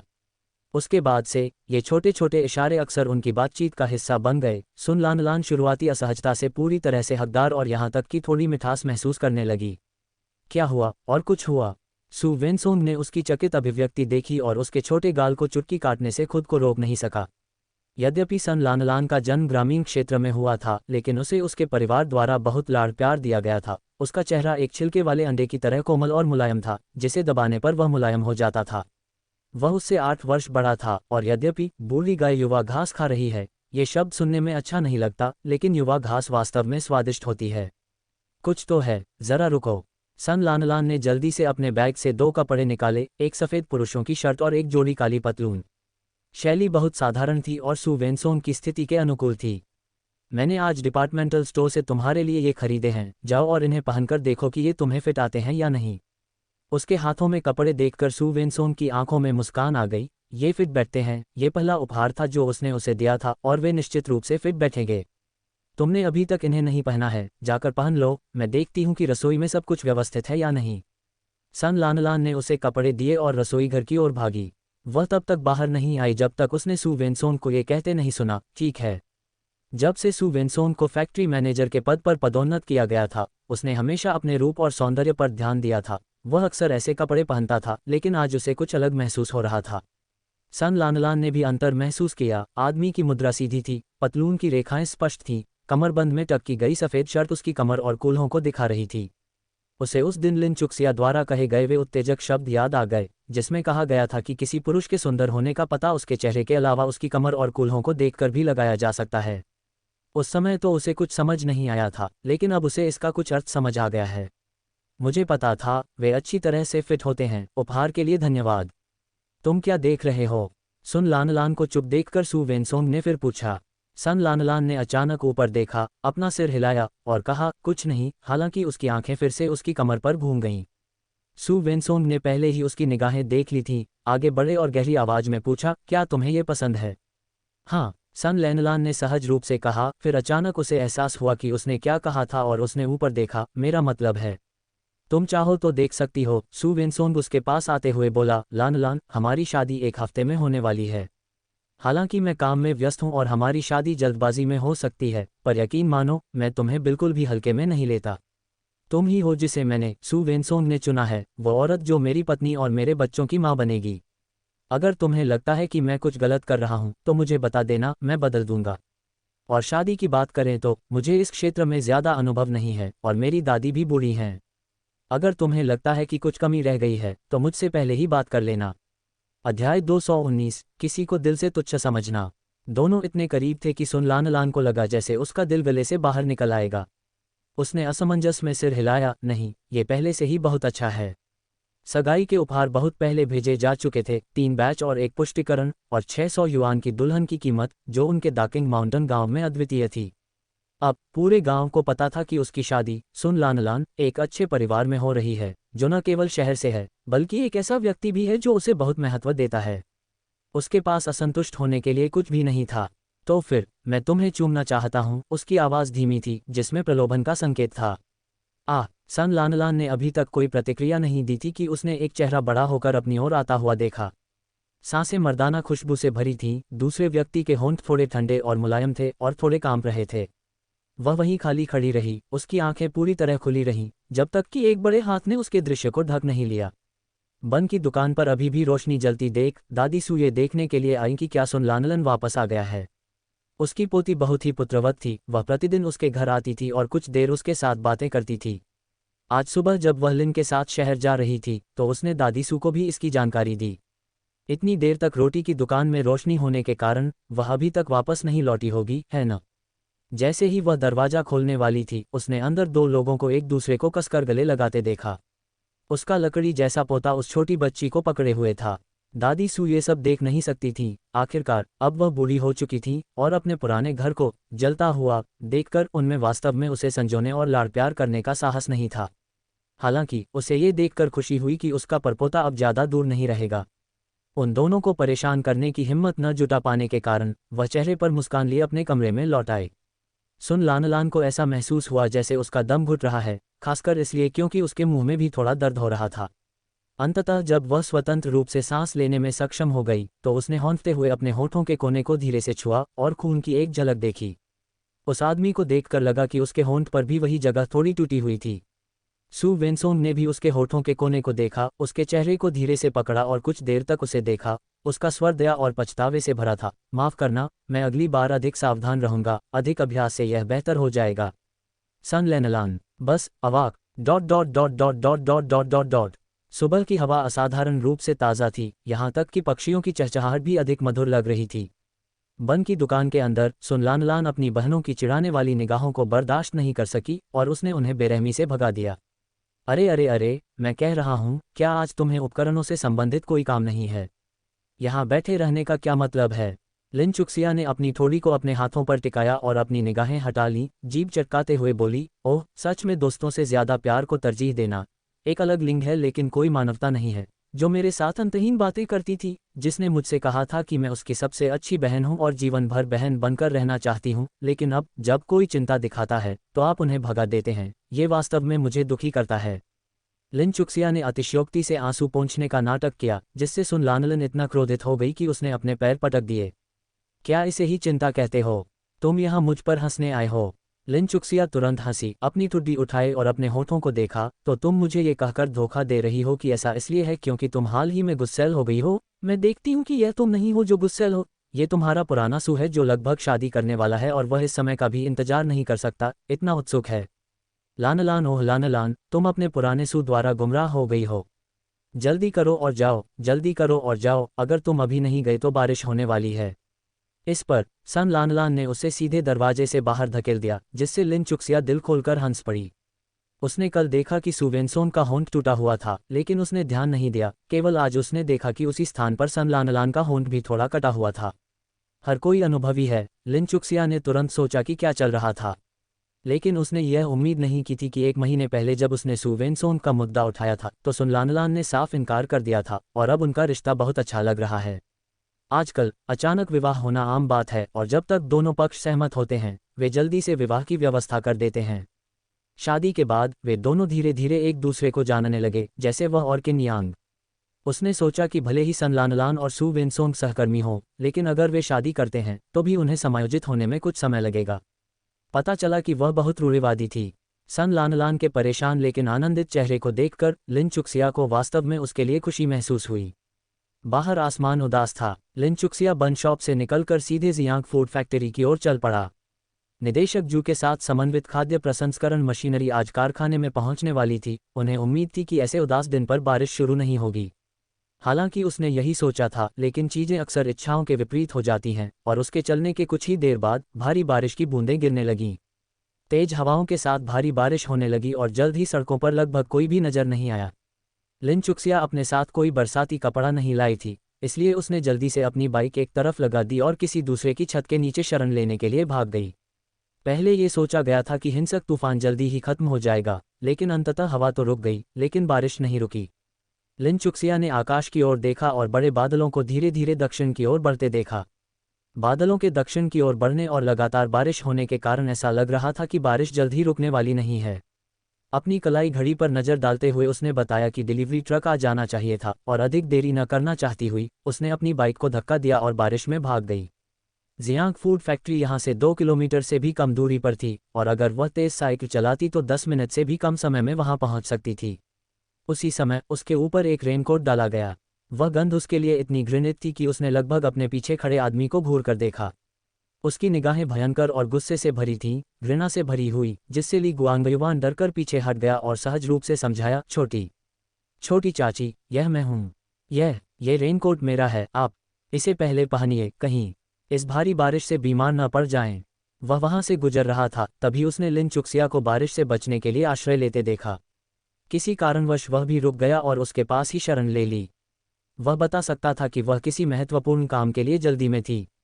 वह इस बात को लेकर झिझक रहा था कि क्या जाकर उसका अभिवादन किया जाए। तभी उसने उसे बारिश में भागते हुए देखा, ये जानते हुए कि वह बारिश का सामना करने जा रही है। बिना सोचे समझे उसने अपना रेनकोट उतारकर उसके ऊपर डाल दिया। उसने सोचा था कि वह उसके इस व्यवहार की सराहना करेगी, लेकिन उसने यह उम्मीद नहीं की थी कि वह इतना सतर्क रहेगी। उस समय उसकी आंखें इतनी पैनी थीं कि वह डर गया। ऐसा लग रहा था जैसे अगले ही पल वह उस पर मुक्का मारने वाली है। लिन चुक्सिया ने तुरंत रेनकोट उतार दिया और उसे ली गुआंगयुआन पर वापस फेंक दिया, कोई ज़रूरत नहीं है। बिना पीछे देखे वह अपनी बाइक पर बैठ गई, क्योंकि अधिक देर तक रुकने पर वह किसी को टक्कर मारने की इच्छा को रोक नहीं पाएगी। उसने सोचा कि उसने इस जीवन में ली गुआंगयुआन के साथ स्पष्ट सीमाएं तय कर ली हैं और वे लगभग बिना किसी ओवरलैप के अलग अलग रास्तों पर चल रहे हैं और वह धीरे धीरे अतीत को भूल जाएगी। जब उस व्यक्ति की गंध उसके नथुनों में घुसी, तभी लिन चुक्सिया को एहसास हुआ कि उसकी हड्डियों में गहरी घृणा उसके मस्तिष्क द्वारा नियंत्रित नहीं थी। ली गुआंगयुआन ने रेनकोट पकड़े हुए लिन चुक्सिया की पीछे हटती हुई आकृति को शून्य दृष्टि से देखा। किसी अज्ञात कारण से उसे लगा कि उसकी छोटी चाची उसे सचमुच नापसंद करती है। क्या ये हो सकता है कि खंभा बदलने का विचार दरअसल छोटी चाची का था? छोटी चाची ने उसे नीची नज़र से देखा। लेकिन क्यों? अध्याय 220, ली की स्टीम्ड बन की दुकान। वह रेनकोट ओढ़े बरसाती मैदान में बिना किसी उद्देश्य के भटक रहा था। आज सुबह सुबह आसमान साफ नहीं दिख रहा था, इसलिए उसने अपनी दुकान न लगाने का फैसला किया। दुकान की देखभाल के बिना वह उस घर में भी नहीं रुकना चाहता था। हाल ही में उसे अक्सर अपनी शादी की याद आती थी। जब भी वह लोगों से किन की बंद शॉप का जिक्र सुनता तो उसके ज़हन में उसकी छवि उभर आती। वह जानता था कि उसे इस बारे में ज़्यादा नहीं सोचना चाहिए, लेकिन वह खुद को रोक नहीं पाता था। कभी कभी वह सोचता भी था कि अगर शादी के साथी नहीं बदले होते और लिन चुक्सिया उसकी पत्नी होती तो क्या सब कुछ वैसा ही होता जैसा उसकी बहन ने कहा था। किन की बंस की दुकान नहीं, सिर्फ ली की स्टीम्ड बंस की दुकान। एक बार जब इस विचार ने जड़ पकड़ ली तो यह एक बीज की तरह तेजी से विकसित होकर एक विशाल वृक्ष बन गया। लिन चुक्सिया की आंखों में अभी अभी जो भाव दिखाई दिया, उससे ली गुआंगयुवान को यह एहसास हुआ कि वह सचमुच गलत हो गया था। जैसा कि उसकी पत्नी ने कहा, लिन चुक्सिया को शुरू से ही उसमें कोई दिलचस्पी नहीं थी। लिन चुक्सिया ने उसकी गरीबी का तिरस्कार किया और उसे नीची नज़र से देखा। अरे गुआंगयुवान, तुम इतनी तेज बारिश में बाहर क्यों आए हो? तुम्हें क्या हुआ है? रेनकोट पहनकर भी तुम इतने भीग गए हो। चलो जल्दी से अंदर आओ, अपने आप को सुखा लो, सावधान रहो वरना तुम्हें सर्दी लग जाएगी। ली गुआंगयुवान वास्तविकता में वापस आ गया और उसे एहसास हुआ कि वह अनजाने में तियान कुइक्सिया के घर तक पहुंच गया था। तियान कुइक्सिया उसे हाथ से पकड़कर घर की ओर खींच रहा था। वह मुस्कुराया, कोई हुआ, इसके लिए क्षमा करें, मैं कुछ काम निपटाने के लिए बाहर गया था। मुझे उम्मीद नहीं थी कि बारिश होगी, इसलिए मैं आपके घर शरण लेने आया हूँ। बकवास, मेरे साथ इतनी विनम्रता क्यों बरत रहे हो? सब्जी मंडी में तो मैं ही तुम्हारी देखरेख में रहा हूँ। लो ये तौलिया लो, देखो तुम्हारे कपड़े कितने गीले हैं, उतारो और बदल लो। तियान कुइक्सिया ने ली गुआंगयुवान को उसके कपड़ों के बटन खोलने में मदद करने के लिए हाथ बढ़ाया, लेकिन वह सहज रूप से पीछे हट गया और पूरी तरह से हतप्रभ दिख रहा था। तियान कुइक्सिया उसकी प्रतिक्रिया सुनकर हंसी, ठीक है, तुम कर सकते हो। मैं रसोई में पकौड़े बनाने में व्यस्त हूँ। यह बारिश जल्दी रुकने वाली नहीं है, इसलिए तुम यहीं रुको और मेरे साथ खाना खाओ। मैं हमेशा कहती हूँ, जिंदगी में बहुत मुश्किलें हैं। बारिश के दिन बाहर क्यों घूम रहे हो? ली गुआंगयुवान ने अपना सिर नीचे झुका लिया, बारिश के पानी को पोंछते हुए। तियान कुइक्सिया के शब्दों की पुष्टि या खंडन नहीं किया। उसकी छोटी बहन फिर से अपने मायके लौट आई थी। जब तक वह वापस आएगी, उस घर में एक पल भी चैन नहीं रहेगा। ली होंगमेई द्वारा अपनी भाभी को उसके मायके में छोटी छोटी बातों पर परेशान करना गलत था, लेकिन अगर लिन जियाई ने उसकी शादी तय करने के लिए हस्तक्षेप नहीं किया होता तो शायद वह उन्हें हर समय परेशान नहीं करती। एक तरफ अपनी पत्नी और दूसरी तरफ अपनी बहन के बीच फंसे ली गुआंगयुवान को परेशानी महसूस हुई, क्योंकि उसे घर पर रहने की अपेक्षा बाहर घूमना अधिक सहनीय लगा। लो, ये मेरे आदमी के कपड़े हैं, इन्हें पहनकर देखो कि ये फिट आते हैं या नहीं, अभी के लिए काम चला लो। तियान कुइक्सिया ने ली गुआंगयुवान के सामने एक बिना आस्तीन की शर्ट उठाए, उसकी आंखें मुस्कुराहट के साथ चमक रही थीं। वह थोड़ा चकित महसूस कर रहा था। ली जियाई भी जब उनकी पहली शादी हुई थी तो ऐसी ही निगाहों से उसे देखती थी, प्रशंसा और खुशी से भरी हुई। लेकिन उसे पता ही नहीं चला कि कब उन आंखों में केवल आक्रोश और असंतोष झलकने लगा। ली गुआंगयुवान ने नीचे देखा और कपड़े ले लिए। जैसे ही वह कपड़े बदलने वाला था, उसे कुछ एहसास हुआ और उसने देखा कि तियान कुइक्सिया अभी भी उसे देखकर मुस्कुरा रही थी। इससे पहले कि वह कुछ कह पाता, तियान कुइक्सिया ने उसे चिढ़ाते हुए कहा, क्या बात है, तुम एक बड़े आदमी हो जो देखे जाने से डरते हो। क्या तुम सच में सोचते हो कि मैं तुम्हें देखने के लिए मरी जा रही हूँ? जब गर्मी होती है तो सड़कों पर बहुत सारे टॉपलेस आदमी घूमते हैं, मैंने ये सब पहले भी देखा है। ली गुआंगयुवान ने इस बारे में सोचा और पाया कि यह सच था। जब गर्मी पड़ती थी तो काम करने वाले पुरुष, जिनमें वह खुद भी शामिल था, अपनी छाती तानकर काम करते थे, और यहाँ तक कि उनके गांव में भी औरतें गर्मी के दिनों में अपनी छाती तानकर काम करती थीं। अब शर्मीला होना वास्तव में अत्यधिक संवेदनशील प्रतीत होगा। उसने अपना वस्त्र उठाकर भीगे हुए कपड़े उतार दिए और साफ कपड़े पहन लिए। तियान कुइक्सिया हंसी और बोली, जानते हो, इन कपड़ों में तुम मेरे बदकिस्मत पति जैसे लग रहे हो। जरा रुको, पकौड़े लगभग तैयार हैं और मेरे पास आधी बोतल शराब बची है। हम दोपहर के भोजन में शराब के साथ पकौड़े खा सकते हैं। चलो कुछ पीते हैं। जब लिन चुक्सिया जियांग फूड फैक्ट्री में पहुंचे तो फैक्ट्री यार्ड में दो बड़े ट्रक खड़े थे जो मोटे तिरपाल से ढके हुए थे। रेनकोट पहने हुए सु वेनसोंग लीक की जांच कर रहे थे। तभी उन्होंने लिन चुक्सिया को बाहर से आते देखा। वह जल्दी से उनका स्वागत करने के लिए उनके पास गए। मिस्टर लिन, आप इस समय क्यों आए हैं? जोरदार बारिश हो रही है। ऐसा कहते हुए उसने लिन चुक्सिया को देने के लिए अपना रेनकोट उतारना शुरू कर दिया। लिन चुक्सिया ने हाथ हिलाकर उपेक्षा व्यक्त की और तेजी से छत के नीचे आश्रय की ओर चली गई। उपकरण कब पहुंचे? प्रभारी व्यक्ति कहाँ है? बारिश की आवाज़ काफ़ी तेज थी, खासकर छत के नीचे। लिन चुक्सिया को लगभग चिल्लाकर बोलना पड़ा। वे पहले से ही कार्यालय में हैं। उपकरणों के इस बैच का इंतजाम मशीनरी फैक्ट्री के उप निदेशक शू चांगपिंग ने किया था। हालांकि विशिष्ट विवरण स्पष्ट नहीं थे, इसलिए उन्हें स्वयं आकर निरीक्षण करना पड़ा। लिन चुक्सिया ने सिर हिलाया और सू वेनसोंग से कहा कि वह उसके लिए स्टाफ की नई वर्दी ढूंढ दे। सू वेनसोंग ने तुरंत अपने अधीनस्थों को इसकी देखभाल करने के लिए कहा। साफ कपड़े पहनने के बाद लिन चुक्सिया को बहुत अधिक आराम महसूस हुआ। ऐसा नहीं था कि वह सू वेनसोंग पर भरोसा नहीं करती थी, बल्कि वह जीवन भर के अनुभव से समझती थी कि इन उत्पादन मशीनों में एक छोटा सा विचलन भी पूरे उत्पादन लाइन को प्रभावित कर सकता है। आजकल बाजार में मशीनरी की गुणवत्ता में बहुत भिन्नता है और उसने जू चांगपिंग के पक्ष में अपनी आवश्यकताओं को स्पष्ट रूप से बताने की पूरी कोशिश की। बाहर अभी भी बारिश हो रही थी और दोपहर के भोजन का समय हो गया था। लिन चुक्सिया और सू वेनसोंग प्रभारी व्यक्ति और ड्राइवरों के साथ पहले दोपहर का भोजन करने गए। दोपहर के भोजन के बाद बारिश धीरे धीरे बंद हो गई। मशीनरी का निरीक्षण करने का समय आ गया। तिरपाल हटाकर लिन चुक्सिया जिफांग ट्रक पर चढ़ गईं और ध्यान से मैनुअल के अनुसार मशीनों की जांच की। वह काफी संतुष्ट थीं। वास्तव में, जैसा कि शू चांगपिंग ने कहा था, यह मशीनों का सेट बाजार में उपलब्ध सबसे उन्नत मशीनों में से एक लग रहा था। मशीनें बहुत बड़ी थीं और उन्हें फैक्ट्री की इमारत में ले जाना बहुत मुश्किल था। छोटे से कस्बे में क्रेन मिलना मुश्किल था, उन्हें लोगों की मदद से ले जाना पड़ा। लिन चुक्सिया सीधे ग्राम प्रधान किन के पास गए। किन शुसेन ने बिना कुछ कहे ग्राम समिति के लाउडस्पीकरों के पास जाकर जियांग फूड फैक्ट्री की मशीनरी को हटाने में मदद करने के लिए मजबूत और युवा ग्रामीणों से आह्वान किया। सू वेनसोंग ने जब देखा कि ग्राम प्रमुख किन ने केवल लाउडस्पीकर के माध्यम से ही प्रसारण किया था, तो वह कुछ चिंतित हो गया। उसने बहुत धीमी आवाज में लिन चुक्सिया से पूछा, क्या ये काम करेगा? अगर गांव वाले आना न चाहें तो क्या होगा? वरना अगर हम फैक्ट्री की उत्पादन लाइन को आधे दिन के लिए बंद कर दें और अपने कर्मचारियों से मिलकर यह काम करवा लें तो ये लगभग काफ़ी होगा। सू वेनसोंग एक सच्चा शहरी लड़का था। अगर वह युवावस्था में ग्रामीण इलाकों में गया भी था तो भी वह सिर्फ युवा अवस्था में ही रहा था और उसे ग्रामीणों की एकजुटता का ज़्यादा अनुभव नहीं था। लिन चुक्सिया ने बस हल्के से मुस्कुराते हुए कहा, कोई ज़रूरत नहीं है, आप थोड़ी देर में देखेंगे।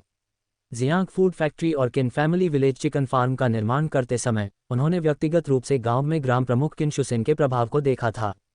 बात यह नहीं थी कि वह अपने अधिकार से दूसरों पर हावी हो रहे थे, बल्कि वह वास्तव में आम लोगों के लिए व्यावहारिक काम करते थे और गांव वालों के लाभ की कामना करते थे। गांव में हर कोई उनका बहुत सम्मान करता था।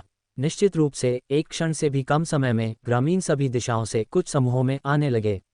ये जानते हुए कि यह कारखाने के लिए भारी मशीनरी ले जाने के लिए था, वे अपने साथ मोटी लकड़ी की छड़ें, मोटी रस्सियां और अन्य उपयोगी घरेलू सामान ले आए। Thanks for watching dear friends.